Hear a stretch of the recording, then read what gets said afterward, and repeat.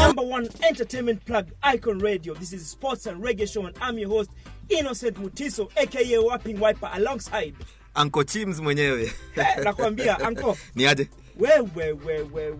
Mafano Manchester walikuwa wameshaanza kunona. Kuwa serious. International break is over. Walikuwa wameshaanza kunona. Shida imerudi.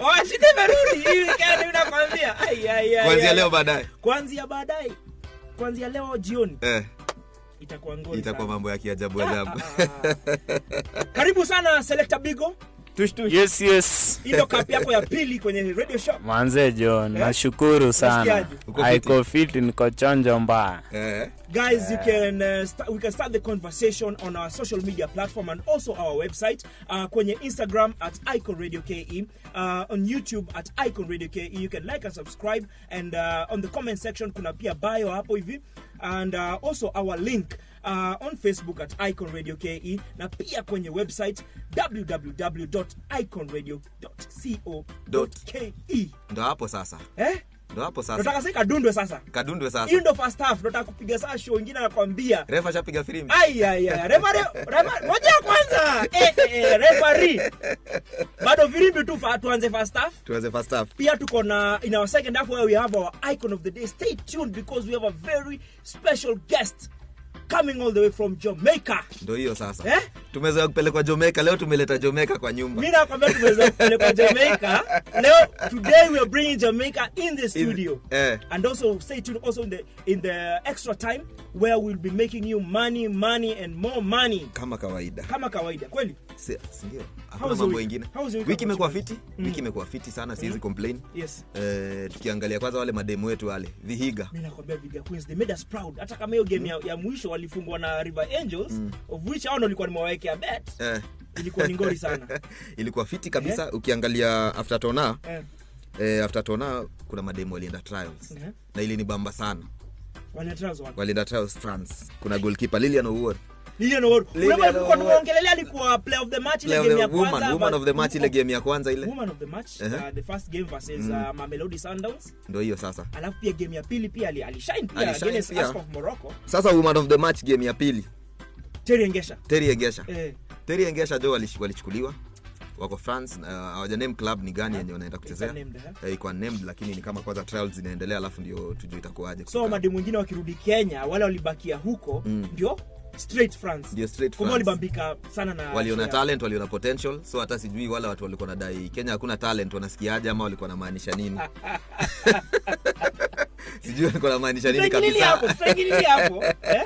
Alafu pia tukisonga mbele, tunaona tushapata timu 10 zile zina qualify stage next year from Africa. Yeah, World Cup. Of which bado hiyo process bado tuna complain kwa sababu ilikuwa ni process refu sana. The whole process. Hiyo qualify ni long sana.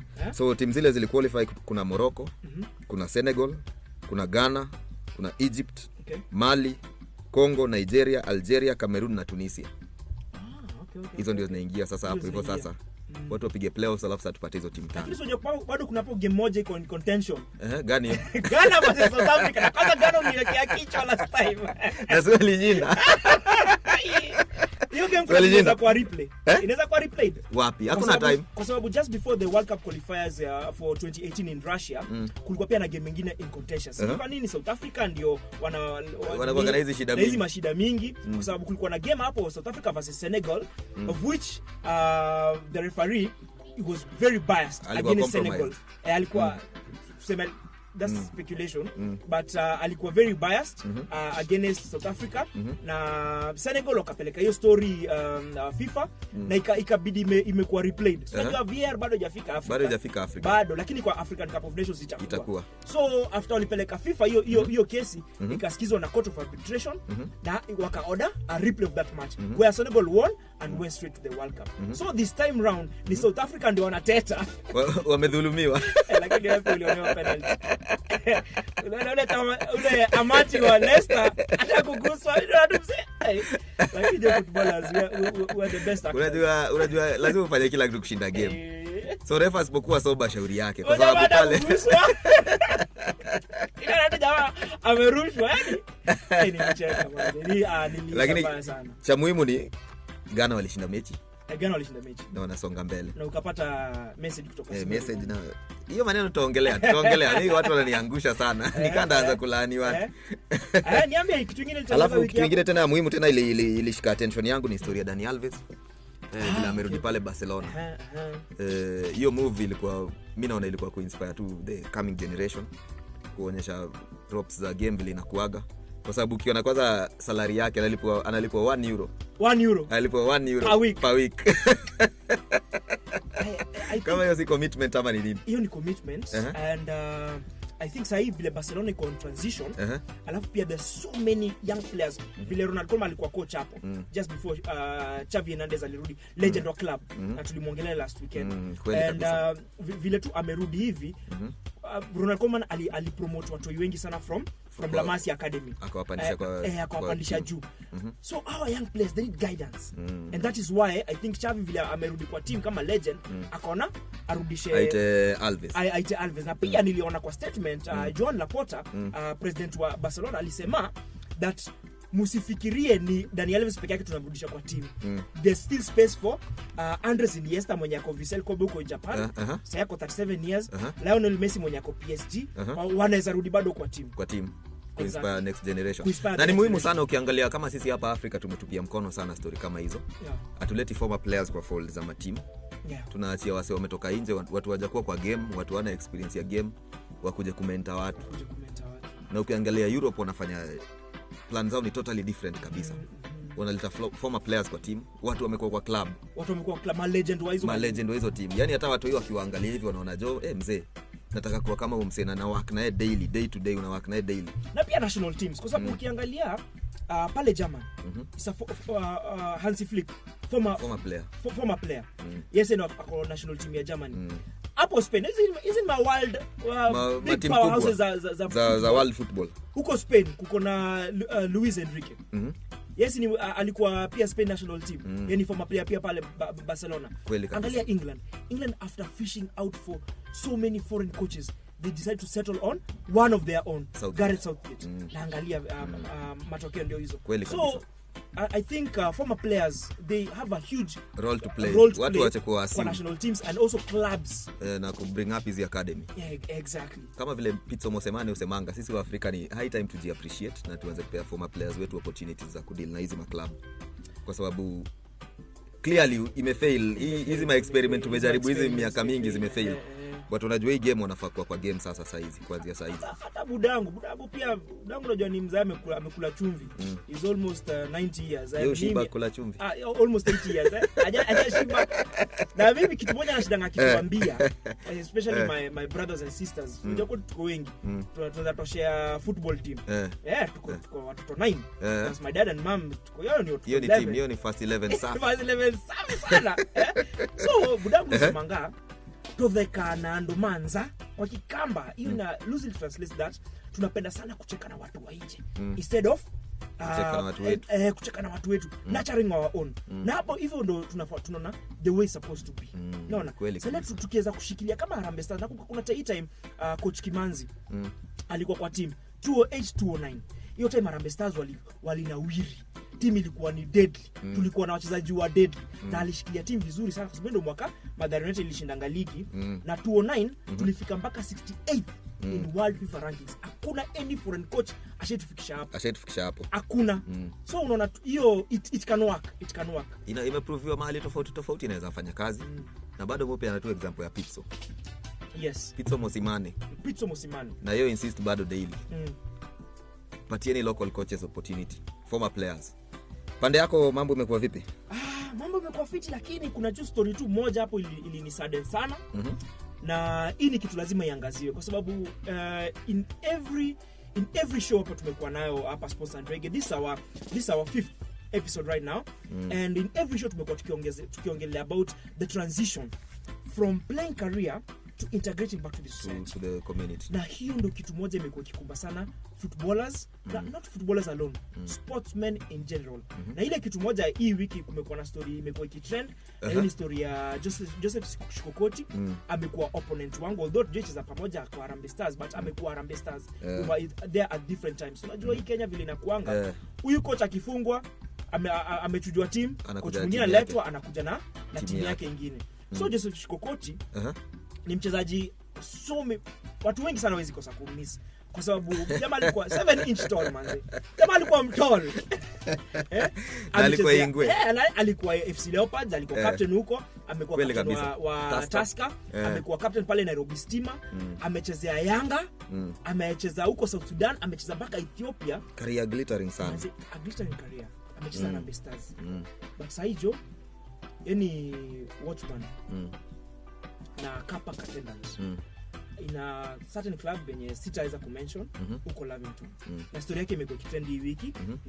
Niliona hiyo story kwa website ya Jalango TV and ni story ilinisadden sana kwa sababu huyu ni player mwenye alikuwa na very big future, potential ilikuwa fit, amecheza na teams kubwa. Hizo ma teams dogo kweli kabisa, ni clubs top hapa hivi Kenya. Na akapigwa interview akasema life after covid pandemic ilienda vibaya sana. So Chimano, nini inasumbua sana footballers na sportsmen in general? Nini inawasumbua?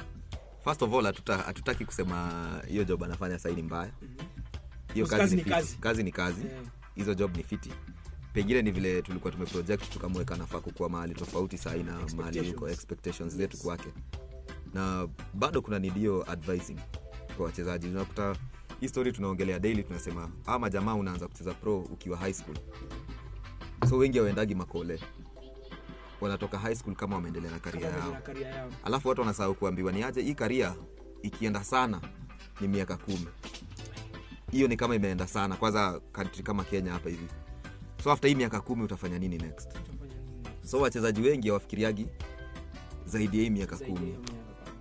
Kuna need a lot of guidance kwa sababu wanaangalia now and then. Unakuta lazima pia tuseme ukweli, chapa walikuwa wanatengeneza chapa fiti wengi, lakini watu wameka starehe mbele na hakuna ya advice ya kuinvest. So unakuta dakika ya mwisho reality na kuhit ni aje, miaka 10 imeisha, talent zingine zinakuja, lazima usonge. So mimi na believe guidance inahitajika from chini. Unahitaji guidance sana. Watoi kuanzia tu watoi, kuna generation sasa hatuwezi save. Lakini kuanzia hapa hivi nyuma, hawa watoi wanahitaji kwanza kuguidiwa vile wa save chapa. Career utacheza ball 20 years, 30 years. Ikienda sana ni 10 years. Yes, very true. The conditions za ligi ya Kenya unajua vile ziko. Conditions ziko noma sana. So yeye anasema alipata injury after alitoka FC Leopards, akarudi tena kucheza, akacheza Nairobi Stima, akaenda huko South Sudan, akafungulia wife yake biashara, but last year during covid pandemic biashara ikijuka down regulations mingi sana from the Ministry of Health na pia gava, biashara ikaenda chini, low sales ikabidi juu ile kazi wanaifanyia kwa hiyo hoteli inaenda yote kwa rent. Wacha tuifunge, tutafute njia zingine za kutengeneza pesa. Ndio amekuwa parking attendant hapo, at least anaweza sasa anafikiria juu familia yake, at least yeye anaweza walisha, but is asking for help, anatafuta driving assignments. So anyone out there mwenye mnajua Joseph Shikokoti, he's looking for help right now. Any driving assignments ama kazi yoyote anatafuta apatiwe. He was an icon manzi. Alikuwa pale Harambee Stars. Amekuwa vizuri. Alikuwa timkubwa iwe. Ametupea memories. Ametupatia memories fiti. Bana, I deserve kuwa na noma kama hizo ako nazo saizi. But mimi bado nda insist. Hatutashinda tukijuu tumekuwa na hizo cases sana. Yes. Tutafute solution. Ni high time tutafute solution kama watu na tusingoje ati serikali ama tungoje ni solution iko na sisi wenyewe kwa hizi clubs na kwa community ya football. Kwa sababu hii si kesi ati kwa isolated. Yes, ni kesi zenye zimekuwa mingi sana zaidi, na hizi ni zile zimekuwa exposed. Zile hatujui sasa ndio mingi zaidi. But that's why we have this show, Sports and Reggae. Sports and Reggae. This is where we help people. This is where we have our upcoming DJs like Selector Bigo. Karibu sana Selector Bigo. Safi. Thank you very much. So this is where we uplift them. Na pia we give this story so that it gets to the masses. Zitoke huko nje watu wajue how sportsmen are suffering out here, and also see when you are suffer peke yake, even the success stories. And that's why we have our icon of the day today. Jamaa ametoka all the way from Jamaica. Tumeleta Jamaica kwa nyumba leo. Hey. So guys, stay tuned. We're going to take a short break, and when we come back, we to a short water break squeeze. Water break. Squeeze na water break first half. What kwa first half? So tunapata kugishwa reggae 2-3 hivi na Selector Bigo. Selector Bigo. Alafu tukirudi watatuongelelea ile kitu imekuwa ikihappen in football scene hii Kenya kwa sababu hatujui kama football itaendelea ama haitaendelea. Selector Bigo. Yeah man. We are in Jamaica right now. Ndio hiyo sasa. Tuende kazi.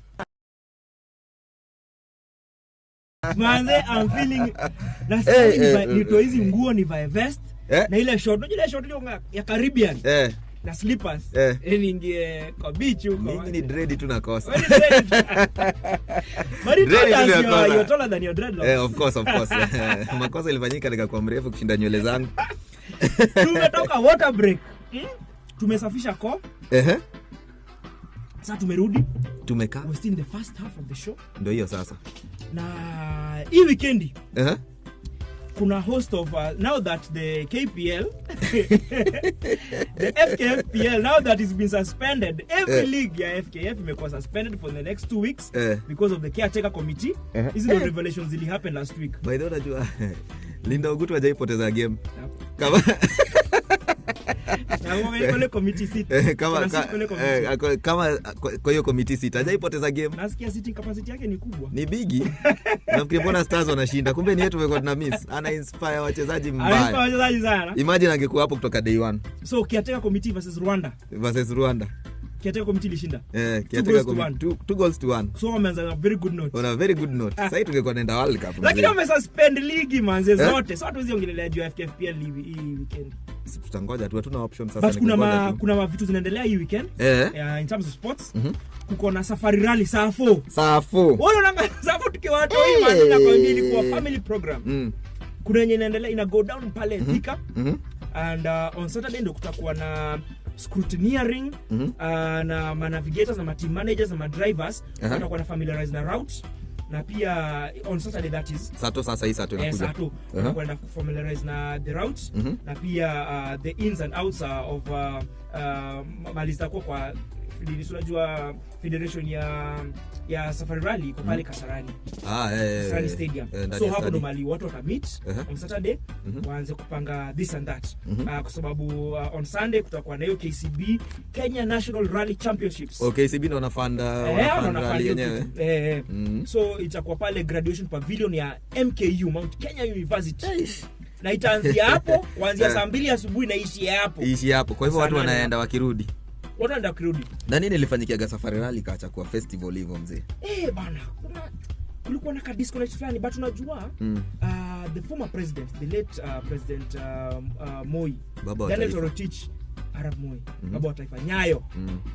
Mantoro. Farmer number 1. Yaani kwa fan number 1 wa Safari Rally. Yaani alikuwa na flag off every Safari Rally Championship na kwetu ilikuwa ni family program. Pamoja na Reso. Unakumbuka Reso wewe? Maanzejo. Ilikuwa imeshika mbaya. When Reso was Reso, WWF. Ndio hiyo sasa.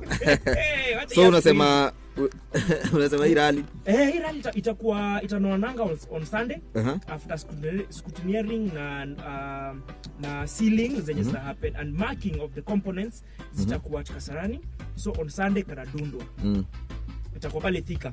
Kwa hivyo kama wewe ni fan wa Safo, dunda huko Thika on Friday jioni kwa sababu kutakuwa pia watakuwa provide jusai unajua government regulations za pandemic kila mahali zimeshafunguliwa. So say social gathering and all that the protocols zimefunguliwa. So kunaweza kuwa na fans kwa Safari Rally.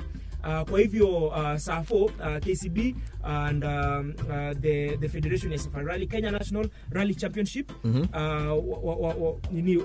wanapatia mafans fursa ya kuja kusupport team zao, kusupport huko. So kutakuwa na kutakuwa na outside catering.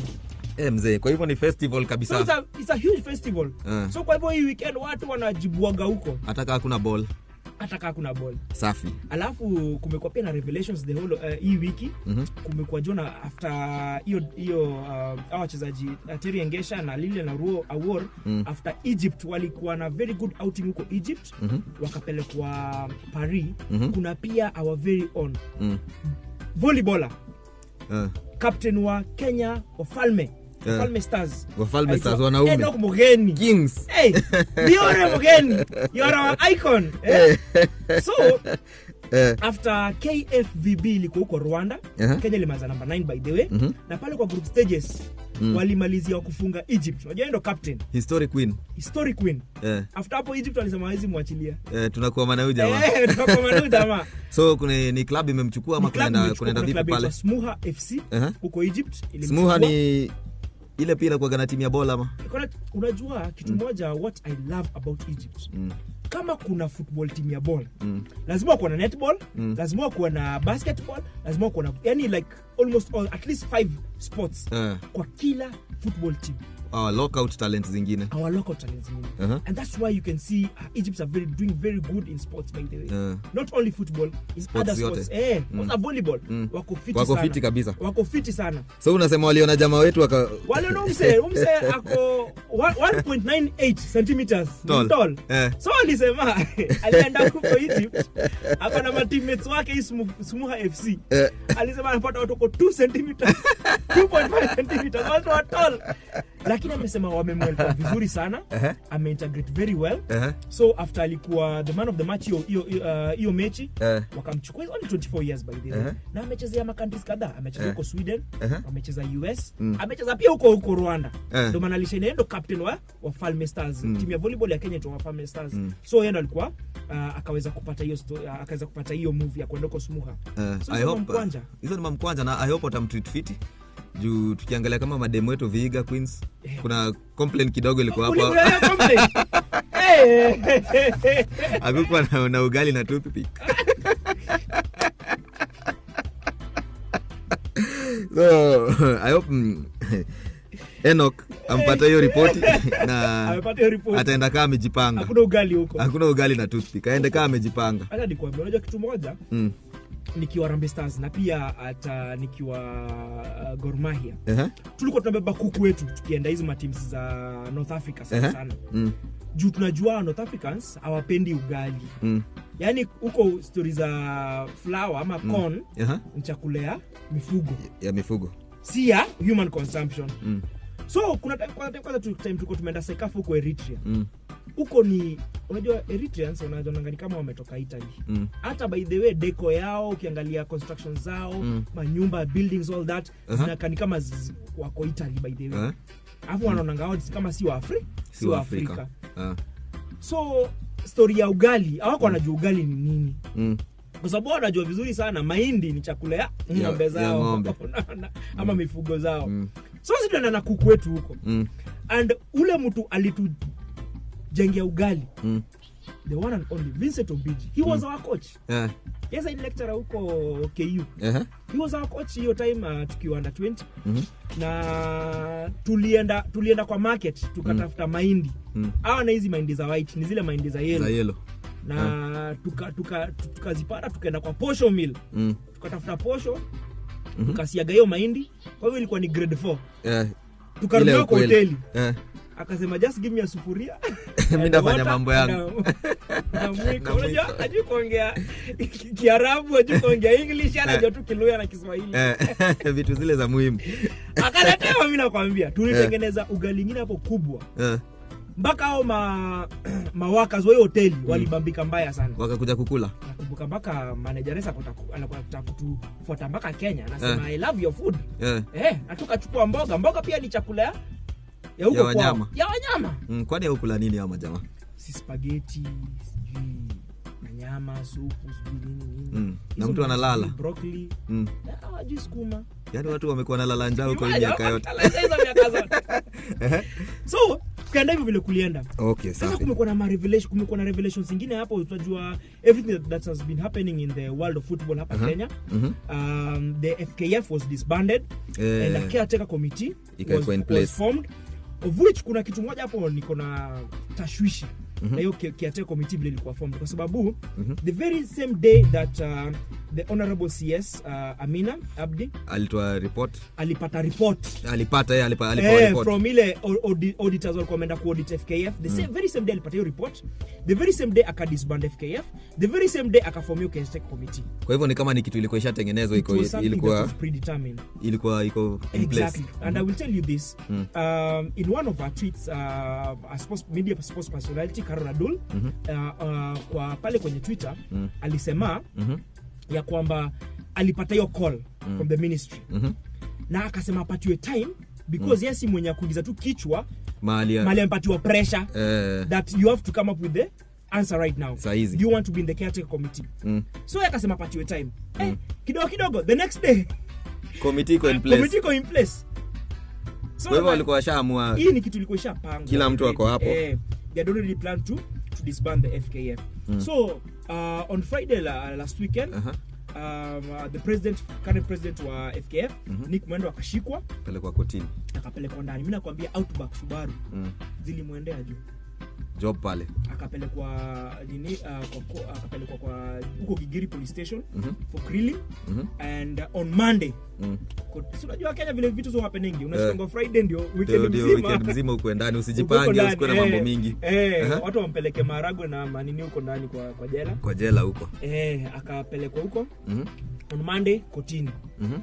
Sasa something very interesting ika happen pale kwa koti.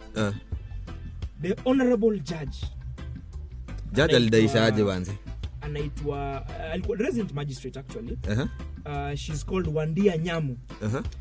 Where the prosecutors from the government walikuwa wame kwa koti apatiwe 14 days. These allegations are corruptions and misappropriation of public funds. And kumekuwa story mingi sana hizo vitu zote zimekuwa. So finally alikuja kashikwa na akapelekwa koti. So on Monday he was supposed to be charged. But he was not charged. Kwa nini findings kwani zilikuwa gani? So findings zilikuwa what the prosecution wakampeleka mbele walisema ilikuwa ni 518 million. Alikuwa ameshikwa because of misappropriation of funds. Zile pesa zimekuwa zikienda huko. So ni story ile imekuwa kwa social media exactly. Nini watu everywhere kila mahali. Na kila mtu alikuwa anataka kushika hiyo shingo ya president. Yenye alikuwa kitwanga Sauti Sol. Ndio nickname manze. Sasa akasema ana read malice kwa hii prosecution kwa sababu sasa ni huyu judge sasa. The judge Wandia Nyamu akisema from everywhere else alikuwa anaambiwa 518 million lakini zile kwa ile affidavit kwa ile kitu imeletwa hapo kwa court it's only 37 million imepotea. Iko unaccounted for. Exactly. Na prezo mwenyewe anasema anaweza account hiyo chapa ama anasemaje? Anasema anaweza account kwa sababu akona lawyers. Niliona paka my great grandfather Haminu wako hapo. Great grandfather sasa wako kwani? Alitoa threats hapo kotini. Alitoa respected. Alisema nikazimachiliwa by 5. Mambo itasimama Kenya. Kuna the honorable Mojiera pia yenye watakuwa senator wa Kisumu. Kwa sasa hii wajako wamejam naye mbaya sana. Wanasema kwa senator na mwenye anaua football ya Kenya. Unajua football imetokea huko western part of Kenya. Na pia Nelson Havi limeona wakili. Nelson Havi pia ni wakili wake na the honorable senator wa Makueni which ni senator pia wa Nick anaitwa Mutula Kilonzo Junior alikuwa hapa na walitoa statement kali sana. Wakasema they read malice kwa hii process yote. And the prosecution led by Abuga Lady Abuga walikuwa wanasema they want to detain him for 14 more days because of his investigations. Sasa hebu nikuulize ile tu roho safi tukaa chini tuulizane. Walikuwa na muarrest kwa nini kama hawajamaliza investigations ndio wanataka hizi 14 days? Kwani wako wanajua nini wanafanya? Ndio nakwambia even though resident magistrate Wandia Nyamu alisema hiyo time yote mmekuwa naye the whole weekend. Si hata weekend. Before kuja kuarrest mtu si ufanye diligence yako ufanye kila kitu by the way. 16 days. Waki-find out about your report of which ilikuwa ni makaratasi for like since 2016. For 6 years. Kitu investigation ilikuwa for 16 days. And then wakaenda wakamshika a whole weekend alikuwa jela on Monday coach. So Wandia kauliza all this time there are no charges preferred against him. Kweli. Na akasema tumewapatia 7 days. Bado ile bail yake ni 4M na bond ya 7 million. Ame extend for 7 days. So in 7 days kama hawatakuwa prefer charges against President Nick Mwendwa, hiyo kesi inachukuliwa mbali and he will be reinstated. Mimi ile kitu naweza sema in as much as football haiko fiti tunaona sisi wenyewe tunaona it's high time Kenyans waache kudeal na vitu na emotions. Kwa sababu prosecution mob ukiangalia ya Nick ilikuwa kwa court of public opinion. Na hii time ya social media, hii cancel culture imekuwa too much. So when ni guilty kabla hata facts ziwekwe kwa meza already. Unaona hiyo hata kuuza kesi inakuwa ni ngumu. Gava inafai change vile inafanya vitu, wa investigate vitu properly, si ati kurusha vitu kwa public. Due process. Investigate vitu fiti, ndio chapa impotea. Wa investigate vitu poa, wakikuja kukushika ukienda kotini juu kesi zimekuwa mob za corruption na zote zimetupiliwa nje kwa sababu hawana facts. Hawa na employee wase wanaanza kutweet, wanaanza kufanya vitu mingi.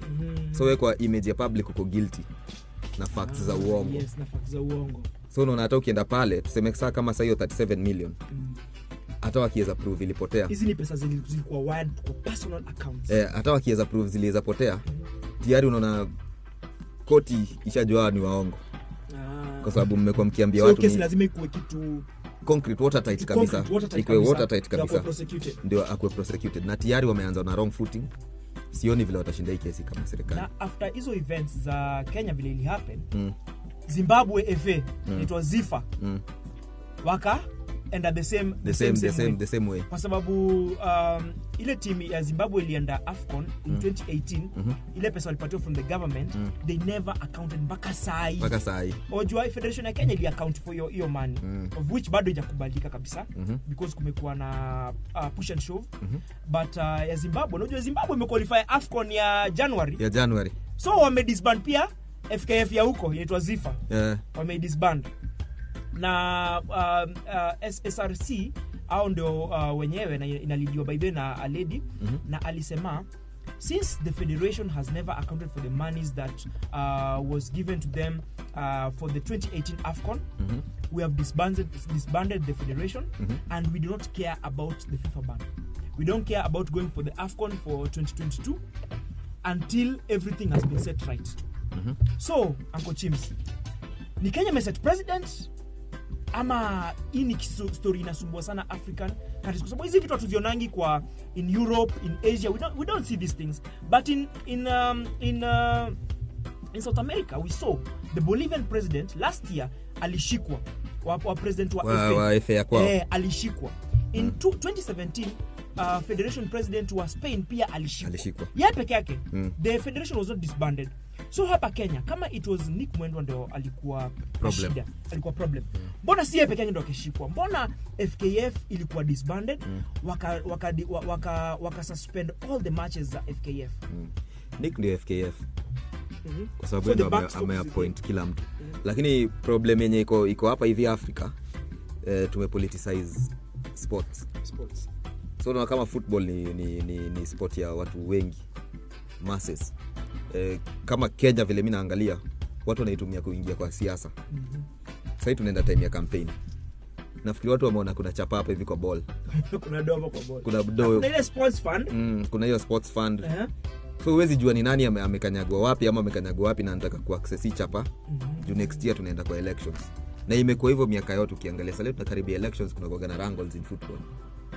Si ati ni coincidence, imekuwa tunakaribia hivi nini?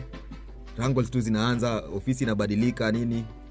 Alafu hatujui kunaenda aje. Statement ya one of the lawyers, the Honorable Mutula Kilonzo Jr. alisema, and I quote, that actually it is the CS of sports or the Minister of Sports who are supposed to be held accountable, because the African Nations Cup yenyegefa kuwa held hapa Kenya ilikataliwa kwa sababu ya CAF walikuja hapa Kenya wakapata our stadia haziko up to international standards.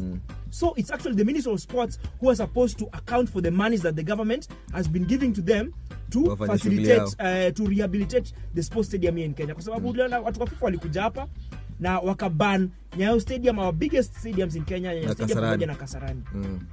So naona ministry, they're not setting their priorities right. Ndio mimi nakwambia emotions. Watu waliingia kwa hii kitu na emotions na siasa. Ni kama kuna mtu anasukuma mahali wanataka hiyo ofisi sana. Na ndio maana wanaingia mahali bila facts. Nyinyi mmesha hakikisha mind ya watu kwa public wamechukulia mtu fulani yako hivi. So mnataka kwenda na hiyo narrative mmecreate narrative fulani mnataka kwenda nayo bila facts. So sasa ile inafika ni kwenda kotini hamna facts, na koti deal na facts. Kuja udionyeshe, usiniambie Mutiso ameiba. Niambie Mutiso ameiba nini, na ndio hii evidence, na ndio hii hapa na hapa. Exactly. Si ati tu niambie Mutiso ameiba. Due process lazima ifuatwe. Due process lazima ifuatwe. Wewe unaambia watu nani ameiba na usemi ameiba nini? Tukae tukijua ameiba. Ukiuliza ameiba nini unaambia wewe jua tu ameiba. And on that note, tuende half time. First half imeishia hapo. Majamaa conversation imenoananga kabisa. It's very interesting. So join us kwa conversation manze. Our social media platforms ziko open majamaa. Pale kwenye YouTube, Icon Radio KE. Ingia kwenye comment section, like and subscribe. Ingia hapo, join the conversation. On Instagram at Icon Radio KE. At on Facebook at Icon Radio KE. Na pia pale kwenye Twitter at Icon Radio KE.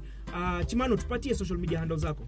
Facebook Chris Chimano, yes. Instagram Uncle Chimz as usual. Uncle ya wapi? Uncle.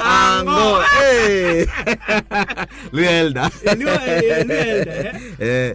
Pale Twitter pia ni Uncle Chimz. Okay. Na wasahau hashtag bado ni Sports and Reggae. Sports and Reggae show. Tuchape conversation hapa hivyo. Pigio conversation. Tukiona ni akuwa ni aje. Na pia mimi mnaweza nitag hapo pale Facebook at Innocent Mutiso, Instagram at Innocent Mutiso, Twitter at Mutiso Innocent. Wiper.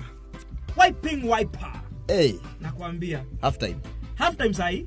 Taka tuende hapo kidogo to have half time talk. Tukirudi hapa second half. We have our icon of the day. He's coming straight from Jamaica. Hey, tumewaletea Jamaica kwa nyumba.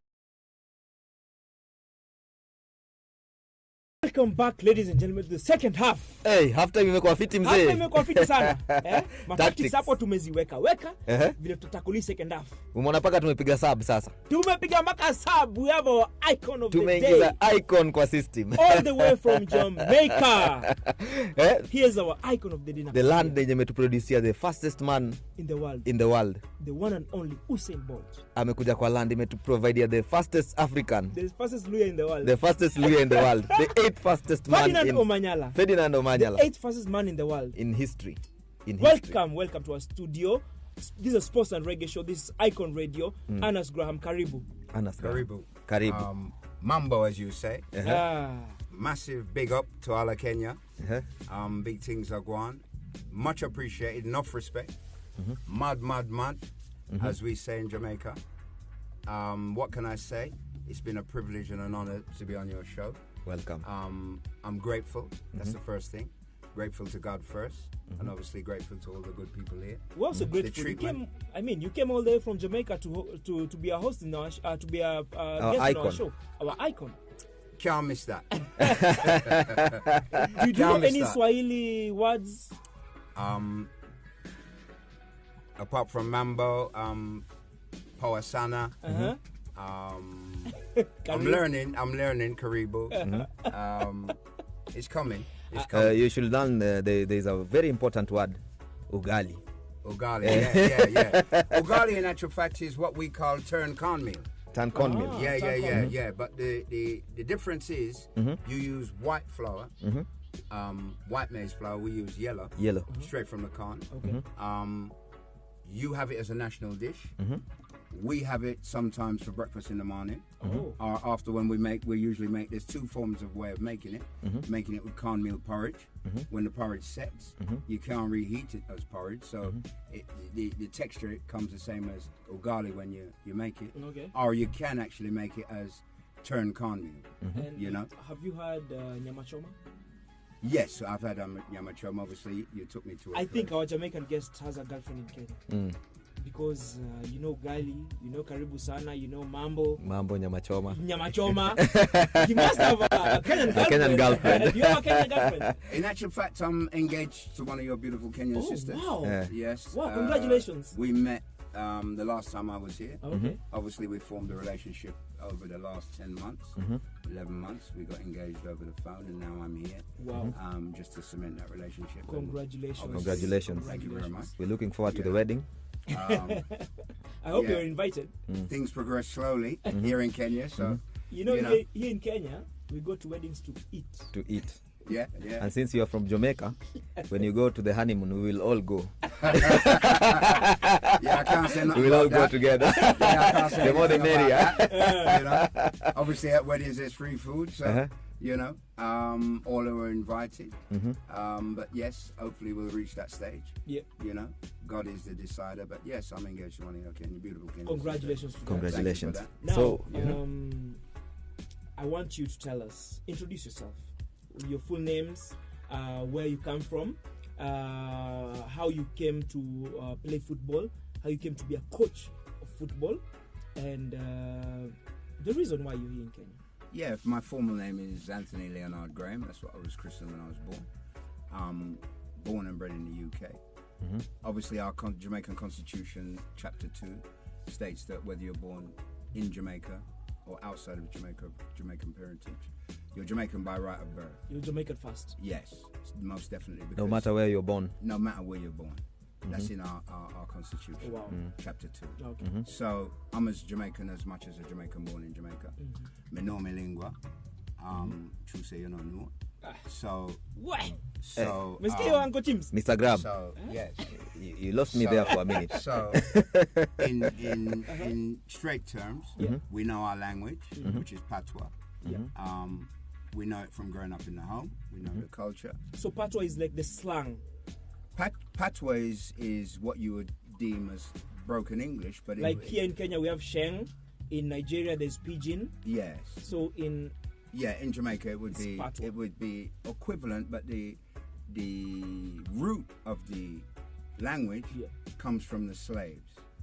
So basically, when the slaves came, they came as separate tribes from different parts of Africa, namely West Africa, Ghana, Nigeria, Togo, Benin, and obviously their slave masters were the English, unfortunately. But what happened was, the product out of that, the slaves couldn't speak to each other, so they used the English language to form their own language. That way, the masters wouldn't understand what they were saying. And that way also brought them together. Okay. You know? So we don't have tribes in Jamaica. We're one people, one language, one love. And that is the same as the Caribbean, you know? So that tribal unity came from, unfortunately, coming as slaves, but it brought the people together. So we are one people, one language. Do you think that's a plus as a community? Most definitely, because as we say, you're little but you're taliwa. So Jamaica is a small country, but they punch big. Wow. You know? True. And, you know, with full confidence. Yeah. We fly our flag no matter where we're at. You know, so yes, it's a plus. It's a plus. Most definitely. As a community. Yes, as a community. So something I think Kenya could learn from. I'm not taking away the fact that you have tribes, but you know what they say: a divided house will never stand. You know, it can only fall. And when you look back at that time, as my mother used to say, it takes all ingredients to make one kid. You know, so you can't just have one ingredient to make a cake. A cake. You have to come together. You know, the cake won't bind, it won't form, you know, and it won't taste good. So yes, there's a definite plus. It's a plus. You know, yeah. You know, our motto is out of many comes one. You know, out of many comes one. Yeah. So Jamaica is a diverse culture, community, but we are one people. You know, so stand strong. I'm looking back. I'm trying to look back. Yeah. When did you discover you had a sports talent? While in the UK or in Jamaica? Well, basically, let me put it like this way. I always loved football from a youth. And I used to play a lot of football up until the age of 16, 17. Where was that? I played in on the street. I played for local clubs. In Jamaica or in the UK? In the UK, yeah, because football is like second to none, obviously. You know, I played for North Paddington Boys Clubs, Oxford and Kilburn. I played for my company team. I played for street teams. I played a lot of football. A lot of football. Football was my life. And used to dream at those days about becoming a football player. Professionally. But you know what? At that time of growing up, in the 70s, early 70s, it was like a pipe dream. Because obviously, unfortunately, racism was at the height, quite profound. So you wouldn't even think to excel yourself that far, you know. Unfortunately, some guys did. I mean, my favourite player was always Clyde Best. He used to play for West Ham. He was one of the first, if not the first, black players to see playing football. You know. And then you had other guys come along, Latta, Cyril Regis, Laurie Cunningham. Brendan Batson, and then obviously it gave you confidence then. But my life had moved on from there. You still played football, but for fun. But for fun, yeah. And it's strange because being black and growing up in the UK, you mix with the guys who excel themselves in football, and then they actually went on to play professional football, you know. So the inspiration came afterwards, but by then for me it was too late. You know, I'd looked to other areas, you know, and construction was my trade. So when I finished school, I went straight into building college. Wow. Yeah, I always wanted to be in construction from the age of 11, so for me it was a foregone conclusion. You know, obviously I used to go to football matches. Queen's Park Rangers was my local team. That's where you come from. Yeah, well, I grew up in a place called Ladbroke Grove, you know, which is northwest London, and they were the closest team. I must admit, when I was a youth, I've always followed Manchester United. You know, people like George Best. Manchester United. You know? Yeah, I was used to follow Manchester United. You know, at the time, but then when you realise it's too far. You can't see them. You can't see them, and you know, you have to look for the local club. And some friends of mine from school said, let's go and see Queen's Park Rangers. And then I used to go every week, and you know, it was great. Fell in love with that. Yeah, it was great them days. You had some serious players: Bob Hazel, Stanley Bowles, Rodney Marsh. You know, there was some Jerry Francis. There were some good players those days. Awesome. You know, football in the 70s was very good. Obviously, it's changed. But the there style was has no changed. offside. No. The pace was different. The game was harder. Yeah, the coaching was, I won't say non-existent, but you know, a player could come out the ground and go straight into the bar or whatever. You know. So it was a different. But one thing I could say at those days, you could virtually touch the players. Wow. So you could wait at the back of the gate, and they'd come out, you know, jump in their car. You could get your autographs. You could get close to them. There were no selfies then. No. Yeah. So in your career, you said you never played professionally. No, I aspired to. But I used to play on the right wing. I was useful. Yeah, I was a good player as a kid. Yeah. I loved it. You know. And looking at your body, you look like you have a footballing body actually. Well, you know, very tall and you're very big. I've put on weight, but obviously those days you were more sprightly. But you were this tall. Yeah, I was always tall. Yeah, I was always tall. I think I've gained height as I've grown older, but I was always tall. I was always I think the second tallest kid in the school. If not the third. Yeah. There was only one guy taller than me, and that guy named Prince. He was African, by the way. But everybody played football, you know. But obviously you need that confidence to aspire to move on. You know, it's all right watching it, looking at it in the newspapers, seeing guys come up, and then you need the break. You know, you need the break. If you don't see that break or see that way through, those days, unfortunately, you would tend to draw back. Yeah. Talking of a break, there has been a major problem. Like currently, you find that a player is in an academy like Arsenal or Man City, and they don't get that break. We've seen some players even commit suicide because they've put all their head into making it to the big team and their hopes into making it to the big league. Once they are dropped, they go into depression. How is that in the UK? Well, speaking as a coach now, an FA coach, one thing that they teach you in the FA, especially as a coach, and then what they're doing in academies now, they're focusing a lot on your academic side, because they also prepare you for the fact that you might not reach the goal that you wanted. So you have something to fall. Yeah, you have something to fall back on. But I mean, I'll say this as a coach, and I hope I don't bring myself to any kind of disparity, because there are other coaches out there and we all coach differently, is sometimes I might see something in you that the other coach might not see. But that doesn't mean to say that the player doesn't have it, you know? In coaching, I mean, I'm a seniors coach, but you have to do your youth badges. What I notice is players grow differently from youth, you know? Their body grows different. That's true. You know? So what happens is coaches look at those things when they come into the academy. So you'll see a guy who's a young player who's as a youth who's smaller, and he hasn't developed in his body yet, even though his skill is there. Like I can give an example of Hurricane, the Tottenham captain and England captain. When he was at Arsenal Academy, he told him he's too scrawny to make it to the first team. To the first team.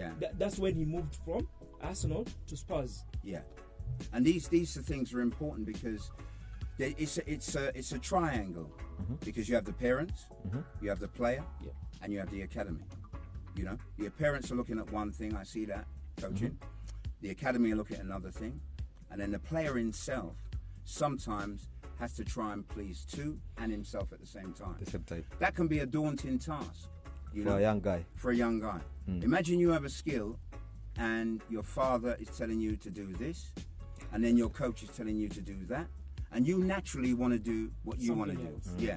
Obviously, as coaches, we're there to enhance the player's skill, not detract from it. And guide you.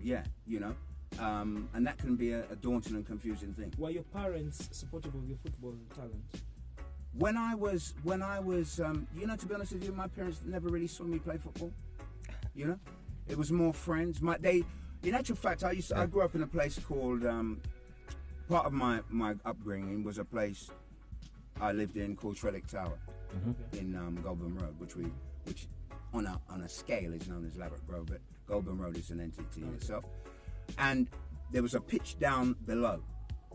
So in the UK, there are many pitches all over, and most of them are on housing estates.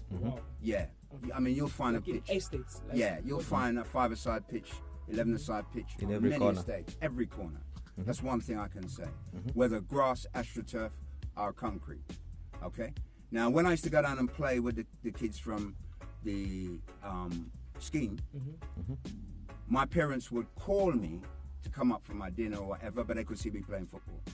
So I was on that pitch every day. Every chance I got to play football, I was playing football. And you know, to be honest with you, I wish I had more confidence. I've always been a confident person, but when it came to football in those days, like I say, racism played a big part. But I wish I'd continued. I think there was only one guy I remember from my school who went on to play football. His name was Tanji Banjo. He was in my junior school. We separated at secondary school, but he went on to play for West Ham. And then after a while, I don't know his history definitely, but he got cut and then he went to play abroad. Okay, you know? So my question is, what made you become a football coach? Okay, now what that's... made you take your badges? Because you see, and what prompted you, and what inspired you to take coaching badges, since you never made it in to the big leagues in football? Okay, that's a story in itself. I started a business. I started my construction business in 1982.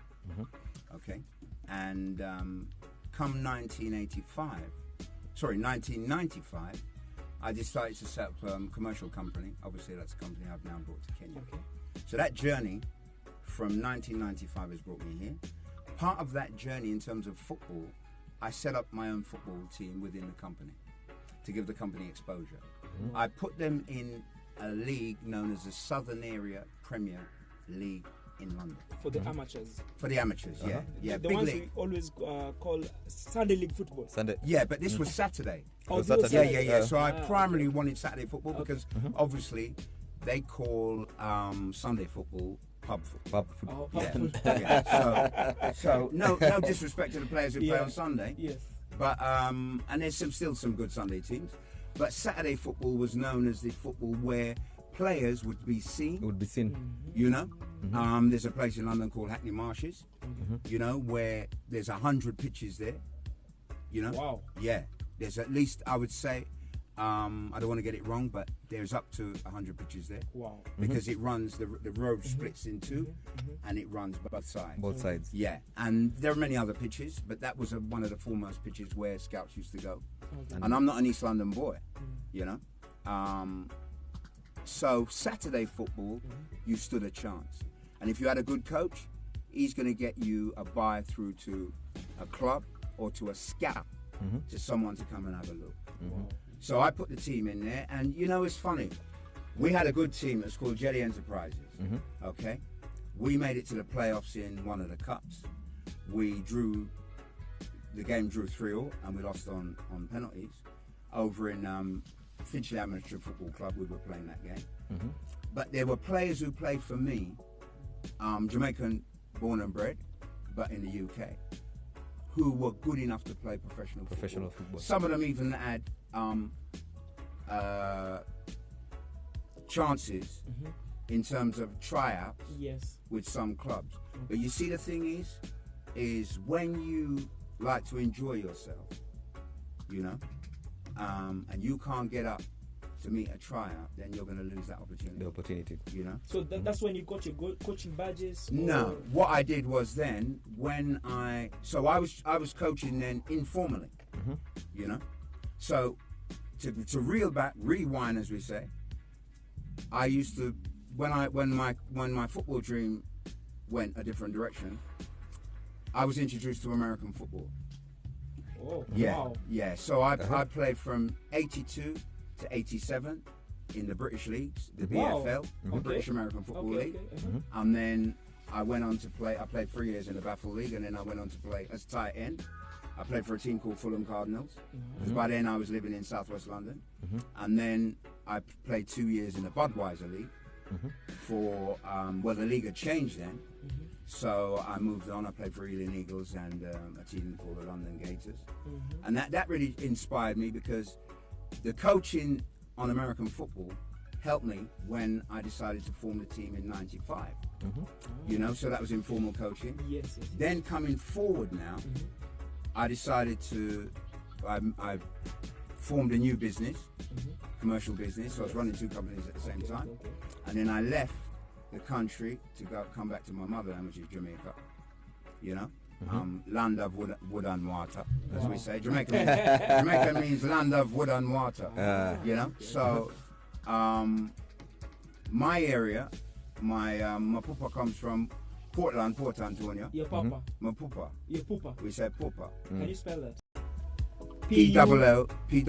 Oh, P-A. Pupa. Pupa. And my mama comes from Orpwell and Over. So big up to everybody in Orpwell, Zion, Archers, Seaview, Bambo, Macquarie, Haddington, Cocoon, all them boy up there. You say you know, big things are going out here in Kenya. And what happened was I was walking down the lane, them boys play street football. And one of them came up to me and knew that I was obviously arrived back from the UK. Exactly. And, you know, obviously football, we're chatting football. Yeah, true. And one of them asked me if by that time I'd set up my business in Jamaica. So I'd closed down my construction business in the UK. Closed down both businesses, transferred the commercial business and set it up formally, legally in Jamaica. I was running that from Kingston. And what happened was I used to travel back to Oldport at the weekends, sometimes after 2-3 weeks, or even 2-3 months. And some boys came up to me who I knew from the local area, and they played football. They asked me if I would coach them. I said to them, yes, if you're serious. Obviously knowing that I had coached informally before. Yes. And that journey started there, because what happened was we were in what we call a Kana League, which is a minor league. And we were kind of like mid-table. I think there was about 8 teams in the league. And I got an invite by the Football Federation of Hanover to a meeting. Wow. Yeah. And they said they wanted to choose 2 teams to go into their professional side. And I thought, wow, this is more than I signed on for, you know? So I said, I have to think about it. And then they said, well, you have to have your badges. So this comes where your in answer to your question. Yes. And I knew, obviously, growing up in the UK where football is, the badges would be more prolific. No disrespect to my fellow coaches in Jamaica and the Football Federation of Jamaica. But at that time, the structure was different from what it was now. And we're talking about 2016. So football has gone leaps and bounds in Jamaica since then. So I knew it's better to fly back and get my badges in the UK. So that's where my mission started. When I did the level 1, it was a buzz, trust me.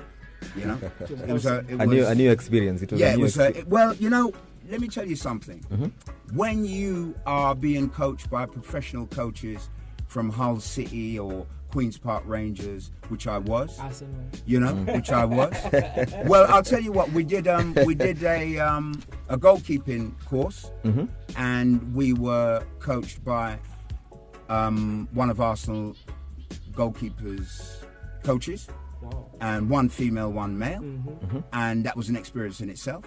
That was part of me getting my badge. That's awesome. We were coached by Crystal Palace's coaches. They came up. And then when you think of the guys who are in your class, some of them are coming from all over the world, former footballers, you know. Yes. Now doing their badges. So all of this was serious inspiration. So that was level 1. Yeah, that was level 1. From there? That was level 1. So once I passed level 1, that buzz gave me the impetus to come back to Jamaica. I sponsored the team. I set up my own club, which was known as Jelly Pepper in Whopwell. You know, Jelly Pepper. Yeah, Jelly Pepper FC. Jelly Pepper. Yeah, Jelly Pepper FC. You know, and from that, I set up everything. Coach, when I was out the country, I sent all the information down on a link. You know, and then I went back for level 2, which was serious. Because then now the academic side is as much as and the technical side is as much as the on-field coaching, you know. So that raises your level, and it makes you realize what you didn't know when you were doing it informally. Yeah. It's a whole different ball game. So you from know? level 2? From level 2, I decided to fly down to. Let me just rewind. What it is I was never inspired to be. I was always inspired to be a top coach, but I didn't feel that I had to stay in the UK and follow the route of everybody else and try to join the Man Uniteds and the Chelseas and all of this, because even that in itself is not easy, you know. Yes, you can do your badges, but you must remember you still have to have the talent. You know, I have full confidence in my coaching abilities, but it wasn't my. Your end game. It wasn't my end game. No. You were more into construction. No, I wanted to give something, and I felt there's enough black coaches in the UK. And remember, let's just rewind again. There are different areas of coaching. So you're coaching blind football, disabled football. There are different areas. There's the how can I put it? There are different areas. There are different areas of football, coaching in football, you know. And you see that many coaches, initially we're all on the same road, but they want to take different paths. My path was to coach outside the country. As far as I'm because you had a team in Jamaica. Not just that. The moral of the story. Yes, I wanted to give something back there. Yes. Because you know, in Jamaica, boy down there like to run the ball, you know. More than being technical. What do you mean by that? Yeah, well, so they just run with the ball. Just run with the ball. No. What they like to do, they like to use their skill every opportunity they get. So sometimes the technical is not always there. The physics. The technical. So you know, everything is dribbling. You know. So obviously football isn't just about dribbling; it's about technical as well. Knowing where to be, when to pass the ball. You know, coming forward, coming back. It's a full dynamic, you know. And I felt that seeing the boys who I was in my team down there, they needed to learn that. Now I can't teach them that if I'm teaching in the UK. So with enough coaches down there already. After level 2, where did you go from there? After level 2, I decided to come to Kenya and hone my skills. Okay. So the thing is it's not about going through badge just to say, in inverted commas, I have the papers. No. They tell you to go away and hone your skill. Hone your skill. I get you. And on that note, I want us to take a short break. No problem. And when we come back, you tell us your journey to Africa. Yeah. Well, I'm here. Tell us what you're doing in Kenya. Yeah, I'm here. Why are you bringing Jamaica to Kenya? No moss. No moss. Exactly. No moss, as we say. You know. And also also bring the food as well. Amen. And also we'll look at racism Yes. Yeah, which is a big Because thing. you're someone who's traveled around which is a the big world. thing. Unfortunately, you can never overlook, no matter what level of football you is, and I think that's very important. True. Let's take out that break and Selector Bigo. Give us some vibes. Mbele ya mgeni. Yo. And you have to impress our Jamaican guest, okay? Yeah, you know the word I was looking for in terms of the different parameters of coaching is the diet, the dietitian side. Very important. Very important. Yeah, very important. And I wanted to put that in, and many coaches tend to go that way as well. And that is what Arsene Wenger revolutionized the style of play. Yeah. style of play in England because he brought nutrition in the players' diet. That's very important. And Antonio Conte, that's what he has taken to Spurs because he has banned ketchup, fizzy drinks. That's right. Nutrition plays a big part. Exactly. Also, what plays a big part is to emphasize on players on their personal life when they enjoy themselves. Exactly. And on that note, let's go for a break. When you come back, Yeah. take it from where you left it. Most definitely. Most definitely. Selector Bigo.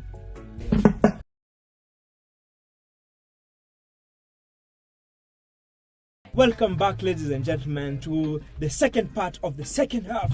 Hii ilikuwa water break mzee, ilikuwa water break. Joto ilikuwa imeshika manze. Imeshika mbaya sana. Tuko na mzee ametoka Jamaica. Eh? We have a Jamaican guest here. Ndio huyo sasa. And in this second part of the second half, he's going to tell us how he came to Kenya, his journey in Africa, what he has brought to Kenya, and his interests, especially that he left all the other 53 countries in Africa Akakuja to settle Kenya. in Kenya. And what you've done for Kenyan football, because I know that Coach Graham, welcome back. Thank you. I know that you tried Enough respect. sponsoring a team which is in the county league. It's called Imaradema FC. So when we went for a break, you were telling us how you came to hone your skills after getting your level 2. For those who don't know about level 2 coaching badges, is the UEFA C. Am I right? Yeah, It's UEFA UFC. C. Yeah. Here in Kenya, we start with the CAF D, Yeah. then CAF B, Yeah. then you continue from that. CAF D, then CAF C, then CAF B. Then from there, you continue with your UEFA badges because here in Kenya, you have to start with the basics. Yeah. And that is where in UK it's level 1, It's level then 1, level yeah. 2. Yeah. Exactly. So technically, you would deem, I don't want to get it wrong, but you would deem level 1 as you D. UEFA D. So we work backwards. Level 2 is UEFA C. Okay. Level 3 is UEFA B. Level 4 is UEFA A. And then level 5 is UEFA A Pro license. You know? That is where you find the elite coaches. Exactly. Yeah. But to be honest with you, you can find an elite coach at UEFA C. You know? Or because think of it, when you leave and you go outside the country, football is football no matter where you go. The level of the coach, the badge itself, still doesn't determine the person. Or the passion behind it. Or the passion behind it. Yeah. You know? So the moral of that is there are many coaches out there, no disrespect, who are still not as good as someone who might be at a lower level, but they just got a better break. You know? I mean, you see it in football every day where a top level coach gets sacked. True. Because he's not bringing in the results that are required. You know? Okay. So no one is Elite. I mean, everyone's expendable. Everyone's expendable. That's very true. You're only as good as your last game. You know? You're only as good as the players who perform the way you want them to play. You know? And then you're only as good as the tactics that you use. So UEFA C, UEFA A Pro, as far as I'm concerned, you're honing your skills every time your team goes out on that pitch. So take us through your journey to Africa, why you settled for Kenya after leaving out the 53 other countries to come here to Kenya. Okay, well, for me to do that, I'd have to go back to the fact when I was leaving the UK, to go to my ancestral homeland, Jamaica. It was an awakening for me. Don't say your ancestral home is Jamaica. Well, you're from Africa. Yeah, we're all Africans. We're all Africans, but different branches. My ancestral home is Africa, but via Jamaica, obviously. Okay. You know, so to get there, and I had to go from the UK to Jamaica, then from Jamaica to Africa. Yeah, my ancestral home is Africa. But yeah, to go back to that journey and that question, I left Jamaica, and it was part of a spiritual awakening. I felt I had to get back home to my parents' motherland. You know, the land I've been going to since I was a child. And from there, it was like God was telling me after 8 years of running my business there, I need more expansion. And I wasn't going to look at America, Europe, and where else to look at the motherland. The motherland. You needed a new challenge. Yeah, and it's about what you offer as well, what you're bringing. You know, it's about bringing something as well. You don't go anywhere without bringing something and giving something. That's true. You know, it's not necessarily always going to somewhere and taking. You have to be able to give as well. You know, as we say in Jamaica, one hand wash the other. You know, so despite what you might get, you still have to give, and you still have to bring something. And I wanted to set up here. I was on my way to South Africa. Okay.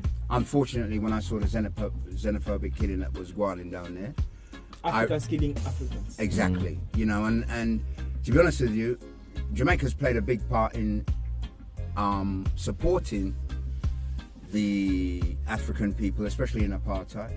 You know, so when I saw that, I realized my impetism had left me to go down there, and then, you know, I'll be seen as a foreigner as well, although I'm black and I'm African, yes, you know, deep down. So I decided to not go that route, and I looked. Everybody was going to Ghana, Gambia, West Africa. Okay. Many Jamaicans are down Ethiopia. there. Ethiopia, yeah. Many Jamaicans are there. Where I was, many Jamaicans. Shashamane. Shashamane, yeah. I didn't get there. I was in Addis. It's their promised land. I was in Addis. I didn't get there for certain reasons, but I was there in January. Awesome. I went there on a fact-finding mission. It was nice to be there. Different parameter, obviously, than Kenya. Definitely. You know, food, culture, different, but no two countries are the same with the 53 countries. Yeah. True. So it was an eye-opener for me. I looked at the football there as well. But yeah, I said to myself, let me try East Africa. It's virgin territory in that extent, you know. And you talk English? Yeah, and I realized I had some knowledge about Kenya. Oh, wow. Yeah, I had some knowledge about Kenya from even growing up. You know, the Mau Mau, you know. I saw an interview with Kibaki when he came to London. Former president, you know, of Kenya. yeah, your former president, one of your former presidents. And when I heard him talk, I thought, this guy's a really sensible guy, man. You know, this guy is intelligent. This guy is a man of the people, you know. And it made me look at Kenya more. So when I decided not to go to South Africa, I thought, yeah, and the people are quite calm. I thought, yeah, let me try there. You know, so that was the thing that brought me. When I landed, I didn't know anybody. You know? Okay. I didn't know anybody. You just packed your bags and decided I'm going to Kenya. I'm a maverick. I've traveled all over the world. I've been in Colombia, I've done Europe, I've done America, I've got family in America, Canada, so I did that. You know, I'm Muslim, so I've been to Saudi twice. You know, I've traveled. I've been to many places. You know, obviously through having a business, it gives you that opportunity. You have the money, you know. But yes, I landed in Kenya. I didn't know anybody. I had dreams and aspirations, obviously, with football, and honing my skills here. Yes. And one of the things I'll say for the FA, they do encourage you to go out and hone your skills. You know, they give you the skills, they give you the knowledge. I have great respect and admiration for them for that. So here in Kenya, where did you hone your skills for level 2? Well, when I landed in Maradema, obviously I met Bonnie. Yes. In the complex I was staying. That's Boniface Mwange. Yeah, Boniface Mwange. Sitting over there. Yeah. Looking at me hard. And in Jamaica we say, look pan me. Look pan me. Hard. We got look pan me hard for like that. Anyway, I met Bonnie. Yeah. After going to the gym one day. And I was talking to him about the fact that I'm a coach, and were there any local teams I could, coach. And he introduced me to Imaradema. Imaradema FC. Imaradema FC. Yeah, I beg your pardon. Imaradema FC. And my journey started there, really. Coaching them unofficially, of course. And I realized that this club had potential. Okay. I realized I had something to give, and they had something that I wanted. So it was a great partnership. And then obviously I met yourself. And you opened a massive door for me, so enough respect for that rude boy. I'm innocent, I'm not rude boy. I'm very innocent. That's a compliment coming from Jamaican terms. Thank you very much. Thank you very much. You were the Don in the area. And then when I researched you, you're a well-known icon here yourself. Greatly loved by your country. Thank you. You played for the team, your country, Gormahia, and whatnot. So that opened a big door for me. So Coach Graham, I've listened to your journey. Yeah. Up to Imaradaima. Now you're at Imaradaima. What's your take on local grassroots football in Kenya? Yeah, it's there. It's there. Right, to be honest with you, it reminds me a lot of Jamaican football. And when I flew back to Jamaica after leaving, I spoke to my players out there and said it would have been nice if... From Jelly Pepper FC. From Jelly Pepper FC, yeah. I said it would be nice if you boys had played a game with them African boy down there. They're hard, tough. They have skills. They still need technical skills as well. Obviously, unfortunately, the pitches are not up to scratch. But we have that same problem in certain areas in Jamaica. Yeah, we have that same problem. But, Jamaica's improved a lot. We have a lot of grass pitches. There is a professional league there. There's a professional league, Red Stripe League. So the Football Association there has improved the game. The game. So I really realised that Kenya needed the same type of improvement. We're still improving, so I can't knock Kenya in that sense. Are the foreign-based players, the overseas players from Jamaica, are they helping in the growth of football in Jamaica? I mean, I don't know personally, but I'm sure... The likes of Michael Antonio, Leon Bailey... Yeah. I mean, that goes without saying. They're not gonna leave and not have some form of input, some form of connection, some form of coming back. I mean, they know their roots. As a coach, Graham, you've brought up a very interesting aspect of the game. The pitches. Big. So pitches in Africa and in Jamaica, they're almost similar. You've said they are not up to scratch. Yeah, there's a lot of pitches in the areas where even when I first started Jelly Pepper, the pitch itself wasn't all grass. So you had patches of dirt, stone. And them boys out there, they're rough, they're good, because a lot of them boys were playing barefoot, kicking ball with barefoot. There's a saying that because boots weren't always prevalent, so I rate them big, and obviously I helped my team where I could. I was sponsoring the team, running the team, so I rate them, and I see that same thing here, so I think that your government should back the clubs here in terms of the pitches, the facilities. Actually, right now, it would be a plus. Football pitches have been banned. Banned by CAF and FIFA. By CAF and FIFA. Yeah, well, I wouldn't be surprised at that. You've been to Kasarani. Yes, I went to one of your... You've been to Machako Stadium. Yeah. How are the pitches there compared to Jamaica and Jamaica. Also UK, because you've travelled. You've travelled all over the world and you've stayed in UK. Yeah, I mean, there's no comparison to the UK. Even community local pitches are up to scratch. Coach Graham, let me ask you a question. And we have indoor pitches, outdoor pitches. You can't really compare it. And the funding is there locally and on a government level. Football is second to none in the UK, but in Jamaica and Africa, obviously there are big problems. There's a saying that the pitches in Africa are responsible for growth in terms of technical ability of players. Yeah, I would agree with that. You'd agree with that? Yeah, because I'll tell you what. The rougher the pitches, their ability grows.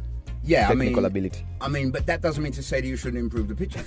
That's no reason. That's no reason. That's not a reason to put them man through a hard task. You know, at the end of the day, you have to raise the level. You know, but what I will say, and I see it the same in Jamaica, is when you're playing on dirt, when you're playing on dirt with barefoot, and you're kicking that ball, and you're still using skill. Just imagine then when you put on a decent pair of boots and you go on a nice grass pitch, you know, you're going to be even better, you know. Very true. Much better, you know, because it's going to be like floating on air, playing on a carpet, you know.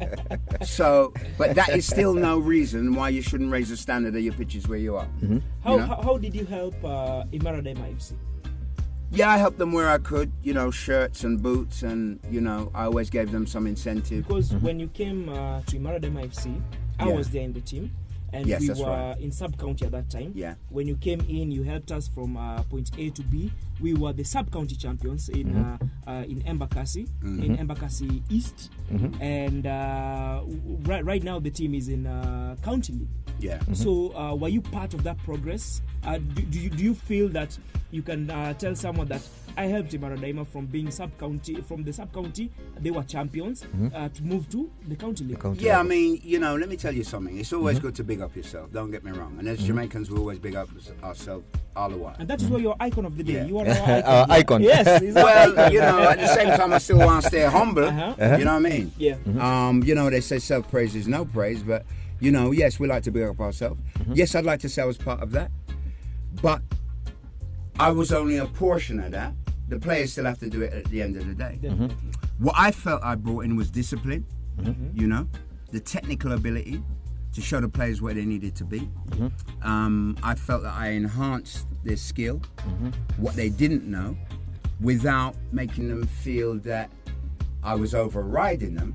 You know, you work with a man. Yeah. You know, you don't ride him, you work with him. You work with him. Yeah, when you work with him, you get the best out of him. You know? You don't ride him. You don't ride him. You know? And then you have to remember, each man has a different skill to bring to the table.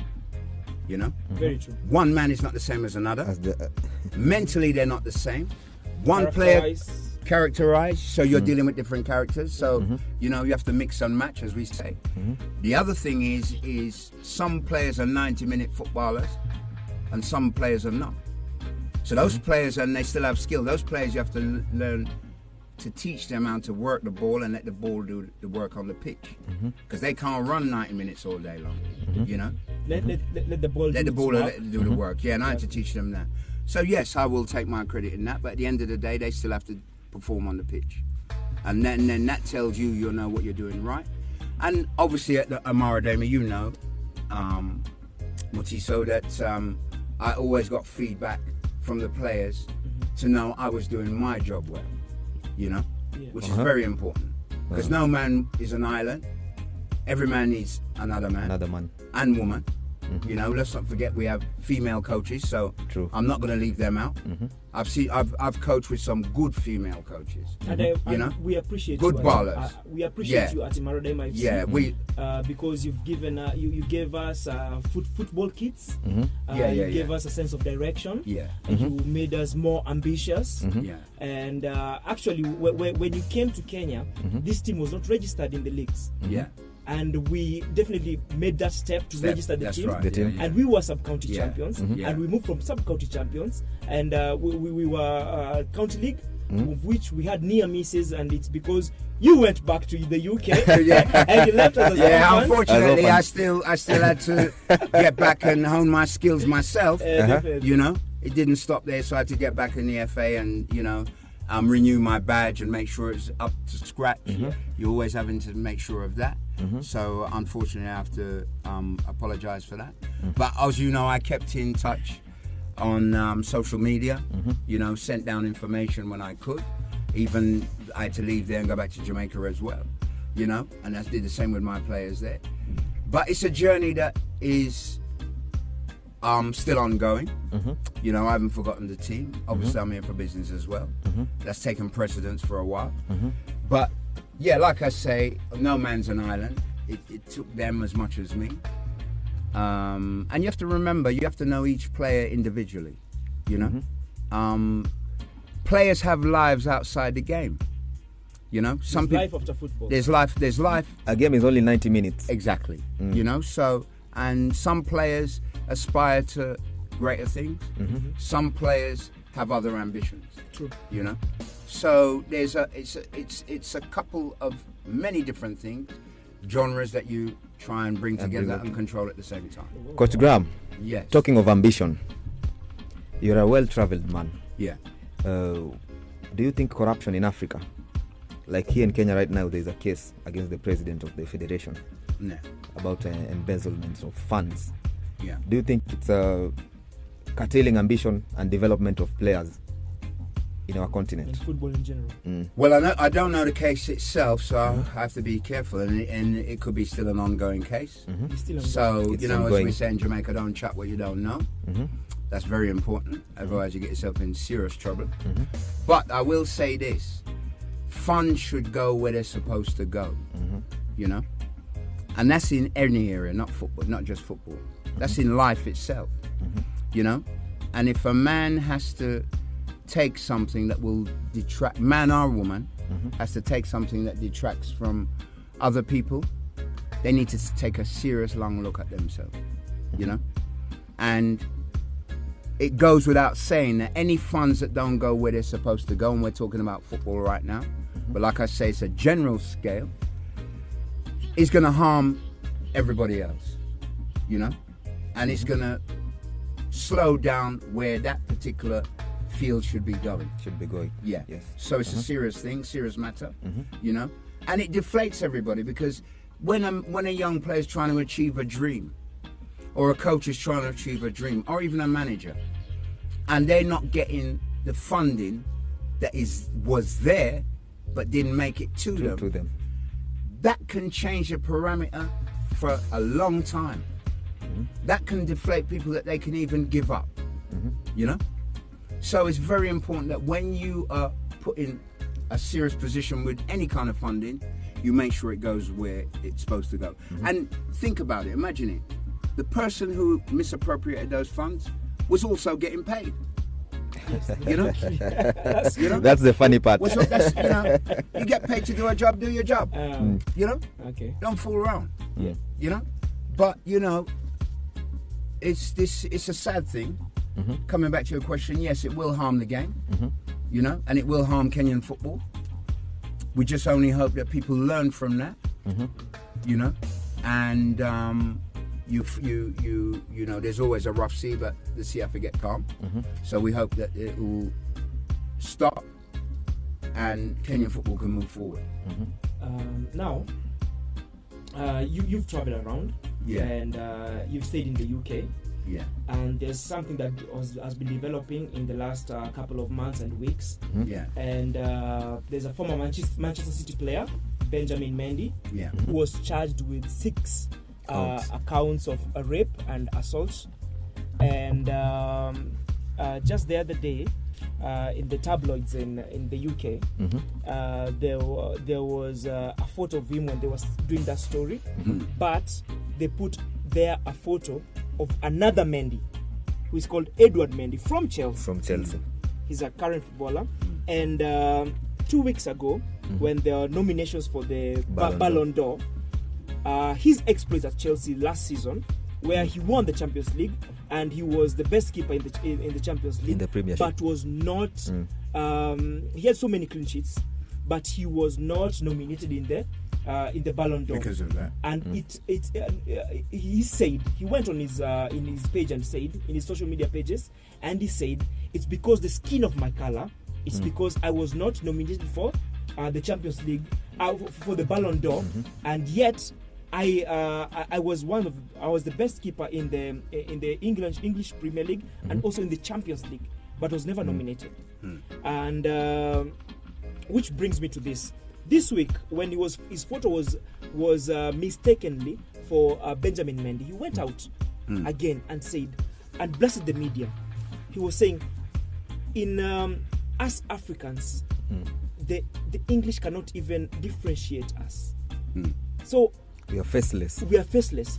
So how did you face racism when you were in UK, in your time in UK, or in the countries that you've been in all over the world? How did you manage it? And do you think there's still racism currently going on?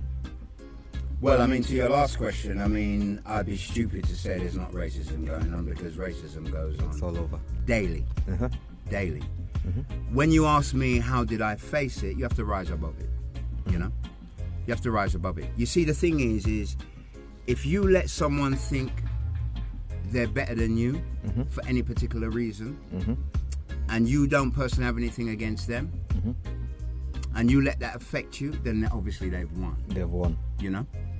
I think where I mean, I'm black through and through, you know?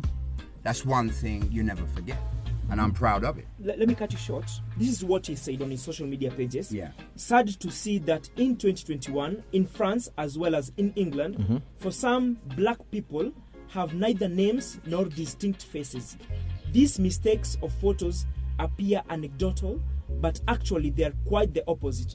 They are highly symbolic.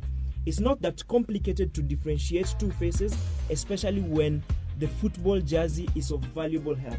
So in the medias, one Benjamin Mendy is the one who has been charged with 6 accounts of rape and assault. Yeah. But in the photos, there was pictures of Edward Mendy, who's another player from another team, and Farland Mendy, who's another player in another country. Country. Yeah. I mean, let's be serious about this. I haven't read the case. I've been busy. I mean, I'm hearing it for the first time from you guys. But I think we, especially as black people, have to realize there is a hidden agenda, you know? And I think we as black people have to take control and command of our own destiny. I've never been a person to go with anybody with a begging bowl. You know, that's the first thing. Hence the reason why I appreciate and respect everything the FA has done for me. I can't personally say I saw any racism, you know, and if there was, it would have been covert, not overt, because there are parameters within the FA where you won't get away with that, you know. But I'm not no fool to realize I've born and bred in the UK and grown up and seen racism firsthand. You with me? But you see, the thing is when you don't set the standard yourself, you can't complain about what's being done to you. You with me? You know? Yes. So I heard Balotelli turn around and say, we as footballers, black footballers and coaches, we need to come to Africa and form our own league. And I commended him for that because he's right. You know? If you are silly enough to realize no matter what level you are and to overlook the fact that racism exists just because you're at a certain level, then you're a fool to yourself. You know, we have as a community an importance to benefit ourselves and show that we can do it just as better as anybody else.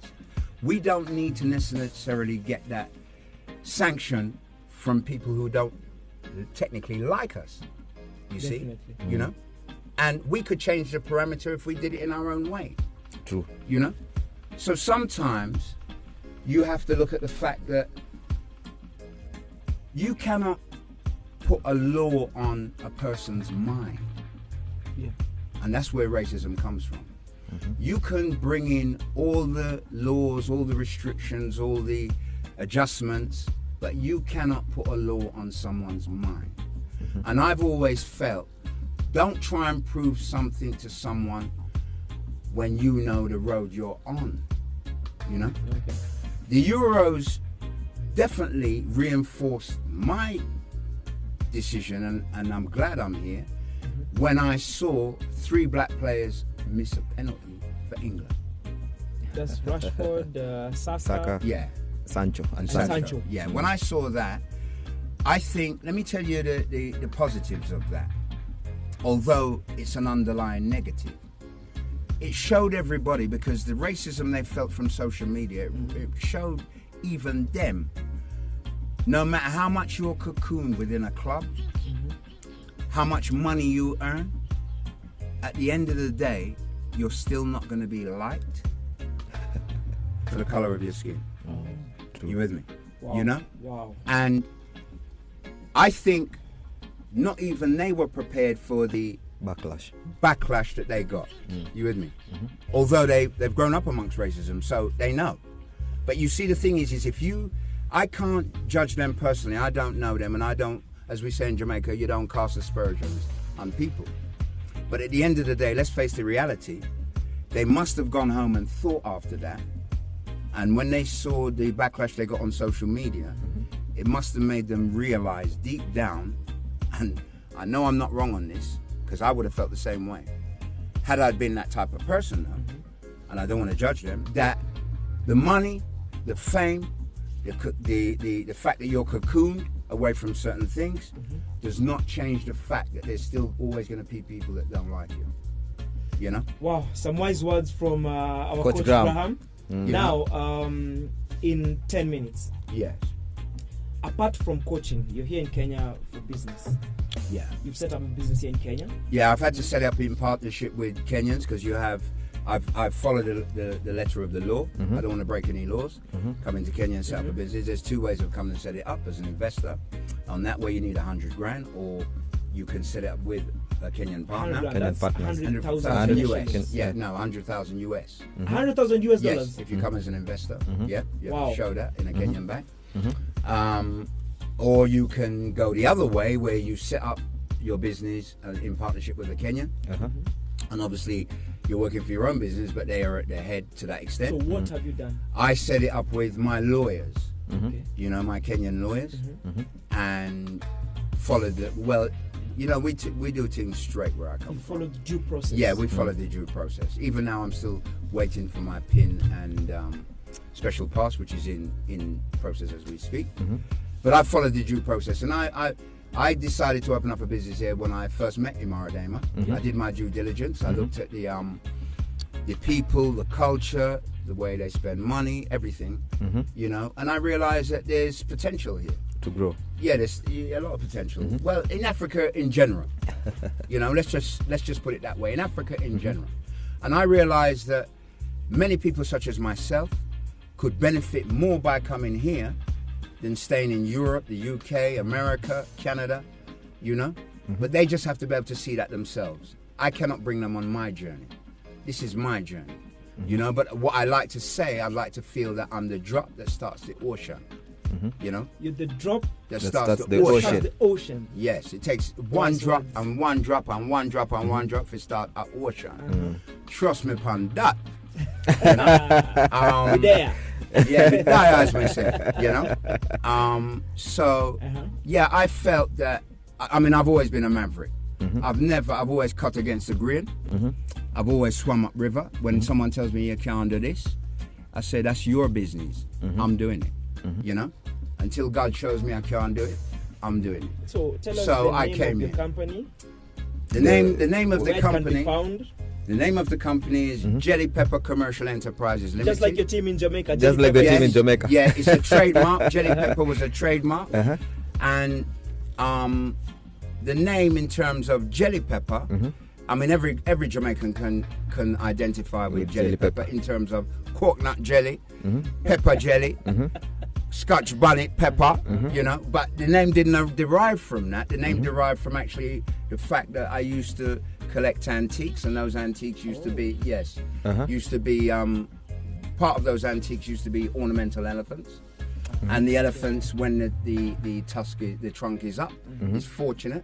So when I was going through the name, there was a rhyme we used to have as a kid called Nelly the Elephant, and I couldn't call the company, the trademark, Nelly. So when I went through the alphabet, J was the one that stuck, and I thought jelly. And when you look at jelly on a plate, when you move it, it's diverse. Yeah. Some people call it jello.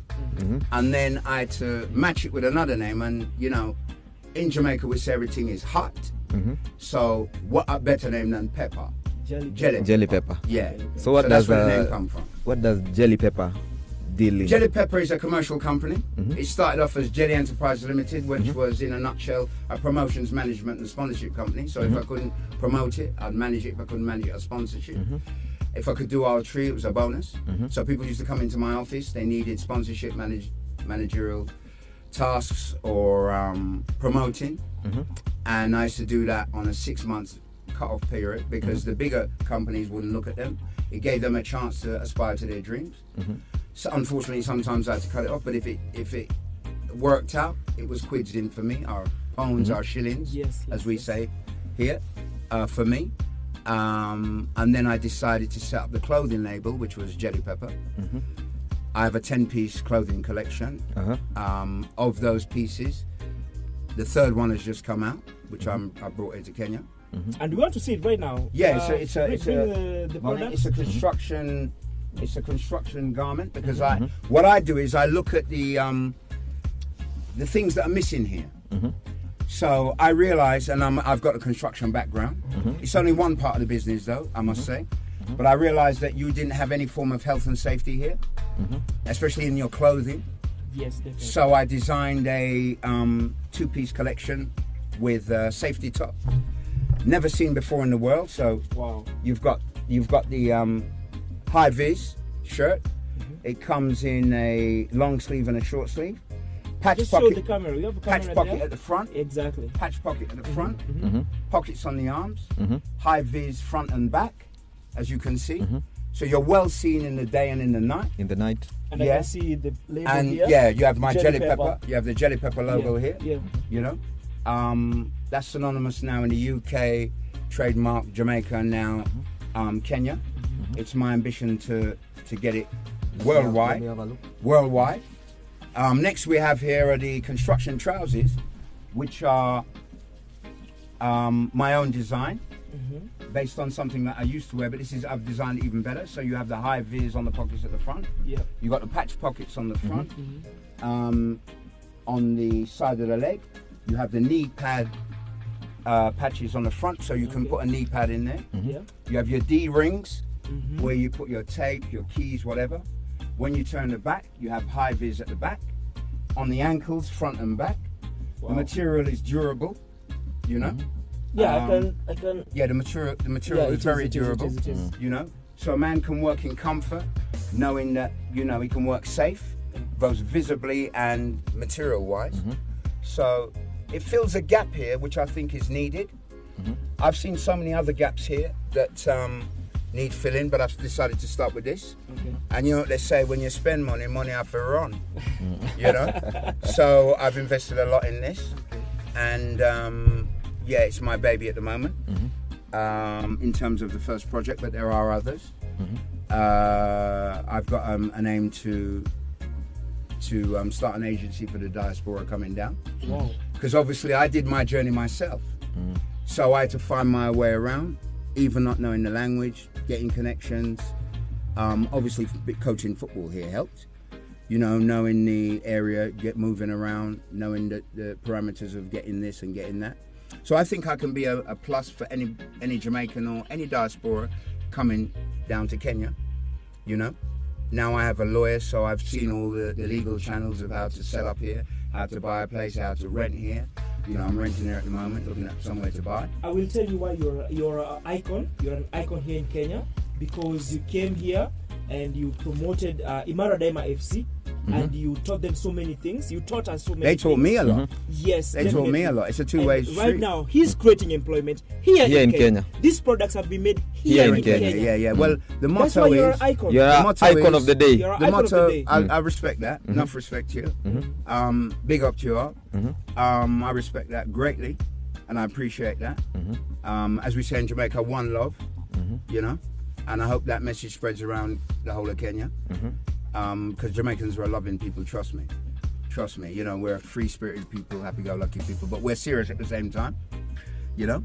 But yeah, it's a spiritual journey as well, and it's something to offer Africa itself, because Kenya will be the hub, but obviously I want to expand. But Coach Graham, one question. Back to sports. Yes, definitely. yeah, that's what we're here for. Back to sports. You know, you've been here. You've coached at Imara Daima. Given an opportunity, would you like to take it a notch higher? Maybe to work closely with the federation to bring changes and your expertise and your experience. Yeah, most definitely. You know, most definitely, because and I encourage all black coaches to come in, especially if they're coming for the UK and they can hone their skills. You know, give something back, you know, because it's rewarding what you get from it, you know. I've become an honorary Kenyan, you know. The next thing for me is to learn the language fully, you know. It's another string to my bow, and it opens more doors, you know. But yes, in terms of that, you're open for any opportunities. Any opportunity that comes along, that benefits the players, benefits your federation, and helps clean it up and puts it on the right road and direction. You will give your professionalism. Yeah, I mean, you know, that's what I trained for, to give out. You with me? You know, to give out, and even I'm still honing my skills all the time. You know, it's my aim to do my UEFA B in the Philippines. I don't feel I have to do it back in the UK. Plus, there's a great waiting list, especially in the FA. You know, I've looked at Scotland, I've looked at Wales, I've looked at Ireland, I've looked at Germany, I've looked at Spain. You know, Spain and Germany, you need an interpreter. It's a lot of money, and then obviously you have to live there. So it's a big deal there. But yeah, I mean, Africa's new ground. Africa's new ground. So and it's ground that needs to be trodden. Where do you see Kenyan football in like 5 years? Yeah, I don't like to look at 10 years, you know. As we say in Jamaica, once you lose time, you can't get it back. So I look at the here and now, you know, and time is running and passing and passing and running. So the moral of that is Kenyan football is progressing. It still has more to do, but let's do it now. Don't look, don't you know, put yourself down. Don't look far. You with me? You know, obviously set your goal far for where you want it to be, but deal with it now. You know, and then by the time you reach there, you'll be at a place you never even knew you were gonna exist. You're gonna be. So we need to clean up from the bottom going up. Yeah, and it takes the people in the sport to be able to help do that. The footballers themselves are innocent when you think of it. You know, they're innocent. They're the innocent bystanders. They're depending on the people above them to help them get where they need to get. True. So you need to make sure the people who are in the jobs they're in are doing the jobs right. You know, and they have the best interests of the players at heart. So many people are calling for a ban from FIFA, so that Kenya can be banned because of the malpractices, that the federation has been the allegations against the federation, of which the president has not yet been charged. Do you know the implications of a ban if Kenya is banned from all footballing activities for like 2 years? Boy, that's a big one. That's a big one. You know, I mean, let's put it this way: no ban is good. Whether it's a day or a week, no ban is good. And even though I might not know the implications, but the implications on a serious note for Kenyan football is not good. It sends a wrong message out to the rest of Africa. You know, and not that someone else might not get banned. Don't get me wrong. You know.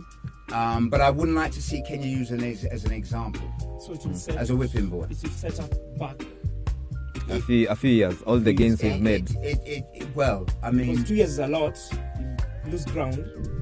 Listen, you know, you see, if you cut your finger, and it's a finger you use often, until that finger heals, you can't use it. You can't use it. You know? True. So that's the best way I can put that. You know? So, as we're running up the show, because we can talk about football all day long. For someone who has joined us in the conversations, who is seeing this show right now live, it's Saturday Sports and Reggae show at Icon Radio. So someone who's just joining us in and wants to know where you can be found, since we can't give out your number on air, but we want to know, if I want to look for Coach Anat Graham, if I want to do business with him, if I want to contact him so that we do something maybe in sports together or in football together, where can you be found? In a nutshell, go to www.jellypepper.com. www.jellypepper.com. Yeah. And I repeat, www.jellypepper.com. Yeah. Your email address?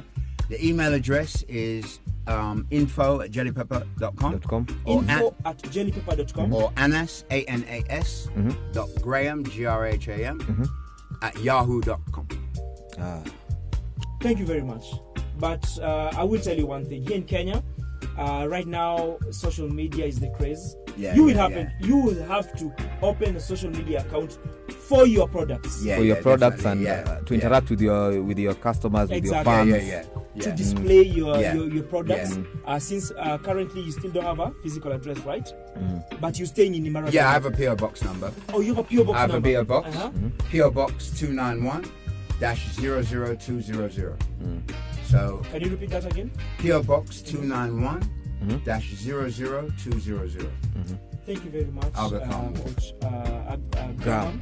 You have anything else to say? No, I have. Coach Graham has exhausted all avenues. Yeah, I can exhaust it more, trust me. Big up to the masses out there. Anyone else to big up? Yes, I want to say a big up to my lawyers, Frank Juma, George Nyanyango. I want to say a big up to Walter at the storage. Yes. My partner, Khadija Kirote. Just everybody out there, especially in Jamaica. Your mom? My mother, my daughter in the UK, my son in Morocco. Yeah. You know, all them boys down there in Hopewell. You know what I mean? Big things are going on, trust me, you say you don't know. Mad. Yes, everybody in Kenya who knows me and has been welcoming to me and shown me nothing but love. And here in Kenya, you have a girlfriend? You know? A fiance. A fiance? Yeah, wow, my fiance Khadija, you know? Khadija. Yes. So I want to say a big up to her and everybody that knows me and has been helpful to me on my journey here and to continue. You heard it there, guys. This is Sports and Reggae show where we bring you sports personalities, and here we brought Jamaica. Kwa nyumba, eh? Coach Graham. Kwa nyumba. Yes, that's a word I've learned. Definitely. Medaya. Medaya. Wagwan. You know what I mean? Yeah, true say you don't know. We've enjoyed your time. Enough respect. You're our icon of the day. Thank you very much. We end the second half of the show. Yeah. And you're our icon because the things you've said here on studio. Wisdom. And the sayings you've had, we'll have snippets of that and we'll share it on social media so that everyone gets to see what Ernest Graham is all about. Antonio, what you're all about. Yeah, I respect You're that. an icon. We love you. Thank you very much for gracing our show. And I pray that more Jamaicans will come down, and I pray more Kenyans will go to Jamaica because they'll see one beautiful country. Our president was in Jamaica. Trust me. Yeah. I'll be at some bamiyan, saltfish, rice and pea. There, you know. It.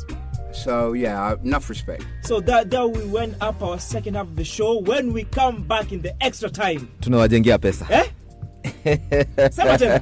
Tunawajengia pesa. Nakwambia. So stay tuned.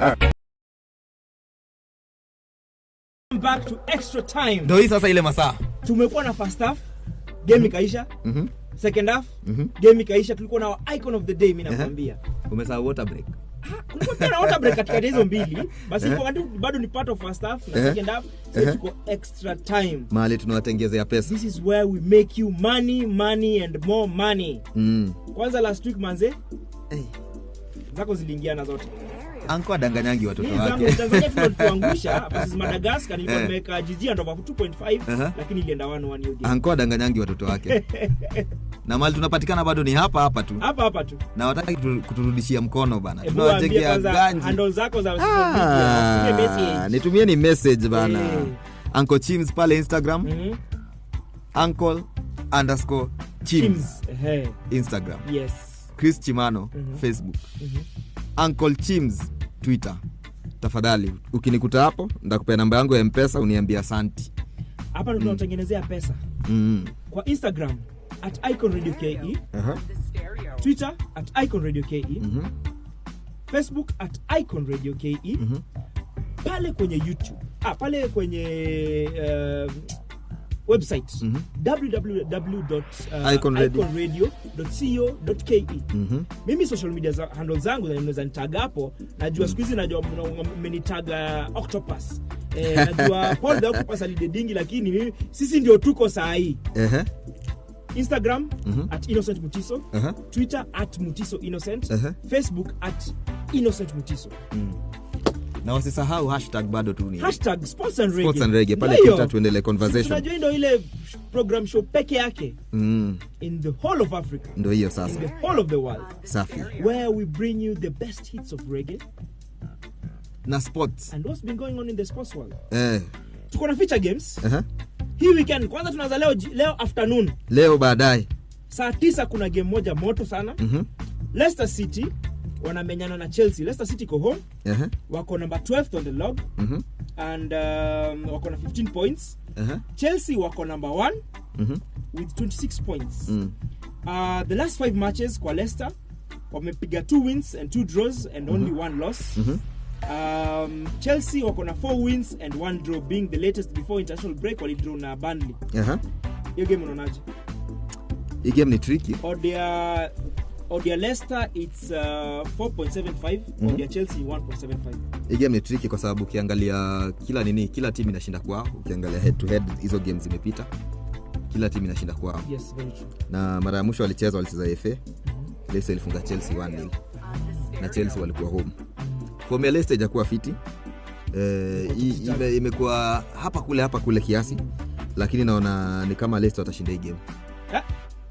Leicester watashinda hii game. Na odia 4.75. Leicester watashinda hii game kwa sababu ukiangalia Chelsea away wamekuwa wakienda ni kama pumzi inaenda ikiisha. Na Leicester nafikiri momentum yao sasa after hii break nafikiri watarudisha focus kidogo. Wamerudisha focus kidogo hizo wiki mbili. Kuna time ya kureflect na kuangalia makosa ziko wapi. Naona Leicester watashinda game home. Hiyo game ni tricky sana. Leicester watashinda game home. Mimi hiyo game naweza yake under 2.5. Msisikize Uncle Chimz, zeni Octopus aka Wiping Wiper aka Innocent Mutiso. Feature game nyingine iko leo jioni, Liverpool versus Arsenal. Liverpool iko number 4, mechi kubwa hiyo. Mechi kubwa sana hii. Hii ni country mzima itago hata stands, not hata country. Dunia mzima. Arsenal wako number 5 with 20 points. The form guide hizi teams mbili, the last 5 matches Liverpool has had 3 wins, 1 draw and 1 loss. Definitely the latest being the 3-2 loss against West Ham, who leapfrogged them to number 3. And Arsenal, the last 5 matches, 4 wins and 1 draw. Arsenal iko na odia 1.45. Liverpool iko na odia 1.45. Arsenal iko na odia 6. Unaona hii game? Hii game naona Arsenal. Mimi naona kuna madhara kubwa sana. Hii game Arsenal itashinda hii game. Na odia 6. Na odia 6. Kwa sababu ukiangalia record yao away wamedraw tu. Tunaangalia statistics. Wamedraw tu game moja. Hizo game zingine wamewin. Kwa hivyo wanajiamini kwenda away, wako fiti. Sioni nini ta change hapa hivi. Wasipoangalia history na form na record ya watu, on a good day. Na Liverpool pia game zao 2 home hawajakuwa pia fiti. Wamedraw game 2 na wakashinda Atletico Champions League. Kwa hivyo kuna vile Arsenal iko na chance. Kuna vile Arsenal iko na chance. Walicheza na Brighton wakadraw home 2-2. Wakacheza Manchester City wakadraw home, wakafunga Atletico Champions League. Kwa hivyo ligi kidogo wameanza kuflata kidogo. So ukiangalia home form yao ligi, wako chini kidogo, na Arsenal away form yao wako on top. So tukiangalia na momentum kwenda mbele, mimi naona Arsenal watashinda hii mechi. Statistics tu kwa meza, hakuna kitu kingine. Mimi hii game I will go safe. I will go with both teams to score goal.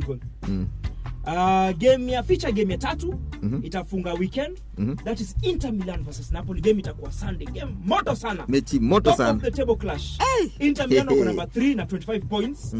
Napoli wako number 1 unbeaten with 2 points, pamoja wameshikania position pamoja na AC Milan pia wako number 2 2 points, but Napoli beat them on goal difference. Inter Milan iko na 3 wins the last 5 matches, that is 3 wins 2 draws. Napoli iko na 2 draws and 3 wins.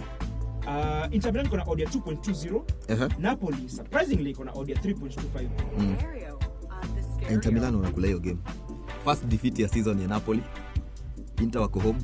Momentum yao pia iko fiti. Inter wako home, momentum yao iko fiti. Inter wanakula hiyo game. Inter wanakula hiyo game.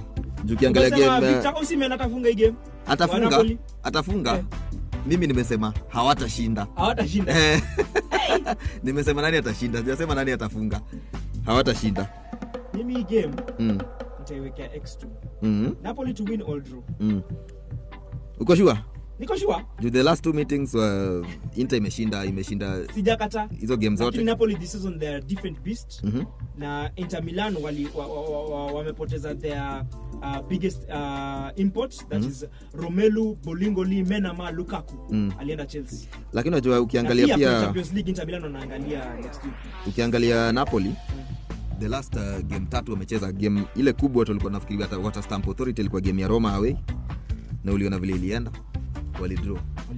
So sasa hiyo wako away against opponent mzito kushinda Roma. So kichapo iko hapo hivyo, home team Inter wanakuleo game. There you have it. Ya Chimano, Leicester City versus Chelsea. Chimano amesema Leicester City. Mimi nikasema under 2.5. Liverpool versus Arsenal. Chimano amesema Arsenal kichwa. Mimi nimesema both teams to score. Inter Milan versus Napoli. Uncle Chimz amesema Inter Milan kichwa. Na mimi hii game ninasema under 2.5. Twende kwa sure bet. Tupatie zako 3. Sevilla kichwa. Wacheza na Alaves. Sevilla kichwa.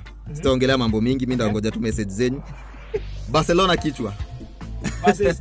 Ini game ya kwanza ya Xavi na amepigwa straight to the frying pan against derby. Derby against Espanyol. Barcelona kichwa. Lazio Juventus over 1.5. Okay. Hiyo imekuja odd ya 2.95 odds. Watu waeke hapo kila kitu. Waeke rent wa nini hata ukiweza uza bet na rent wewe. Ukiweza uza shamba. Sido itarudi. Mimi sijaipot niambie record yangu ni 100%. Yes. Sijaipoteza mimi. But hiyo ni advice kwa nitakupatia wapi? Siwezi poteza. Msisahau Sevilla kichwa. Barcelona kichwa. Juventus over 1.5. Na Sevilla kichwa. Na tuko sawa. Okay, there you have it guys. Hiyo ndo multibet ya Chimano. Uncle Chimz. Ita watu na title zao. Uncle Chimz. Sevilla versus Deportivo Alaves. Sevilla kichwa. Barcelona versus Espanyol ni derby kubwa sana. Barcelona kichwa. Lazio versus Juventus, hiyo ni game big sana. Ni game fiti sana hiyo. Over 1.5. Sure bet zangu ni moto. Inakuja odd ya 4.72. Watford versus Manchester United. Nini mafano manio kwa shanza kwa wanono manze. The international break. Pressure ilikuwa imepungua manze. Inarudi sasa back to the frying pan this weekend. Lakini ni game najua watashinda because sazile when the back is against the wall for Olegunya, Solskjaer coach wa Manchester United, hapo ndo nakujangana surprise win. Wanapiga mambo yao. Exactly. So Watford versus Manchester United, kichwa Manchester and over 1.5. Ini combo 2 and over 1.5. PSG versus Nantes, that is PSG kichwa and over 2.5. Atalanta versus Spezia, 1 and over 2.5. 4.72 odds. Ukishikanisha zote zinakuja ngapi? Ukishikanisha zote zinakuja 12.35 odds. Hey, hizo game sita peke yake zinakuja 12.35 odds. Plus zile zingine. Hizo zingine uziko multiple, ni single. Sababu ni odd kubwa. So hizi ukiweka tu tao, 12,000. Buda. Kwani rent ya December impatikana? Mmesikia mahali inapatikana? Tafadhali kujeni mseme asante. Watu waseme asante. Rudisha mkono. Give to Caesar what belongs to Caesar. Hata upate baraka. Pay the piper. Ndio hiyo sasa wasi. So with that guys, tunatamatisha show. Imekuwa very interesting. Mimi nimeenjoy sana from the first half. Water break zile vitu tuliongelelea. Paka hapo mahali tuko saa hizi.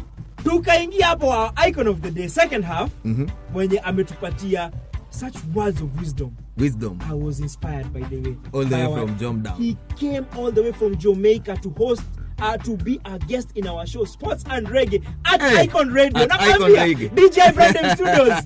Hey. Coach Graham, we love you very much. Thank you very much. Tumego international nawaambia. Tumego international. Alafu tukaingia extra time. Tutengenezea watu pesa. Na hapo tumalizie show hapo. Tusiongeze mambo mengine. Tutaharibu. Tutane next weekend. Tupatane Saturday. Mungu awajalie kuene na wiki fiti. May the odds be forever with you. Thank you very much.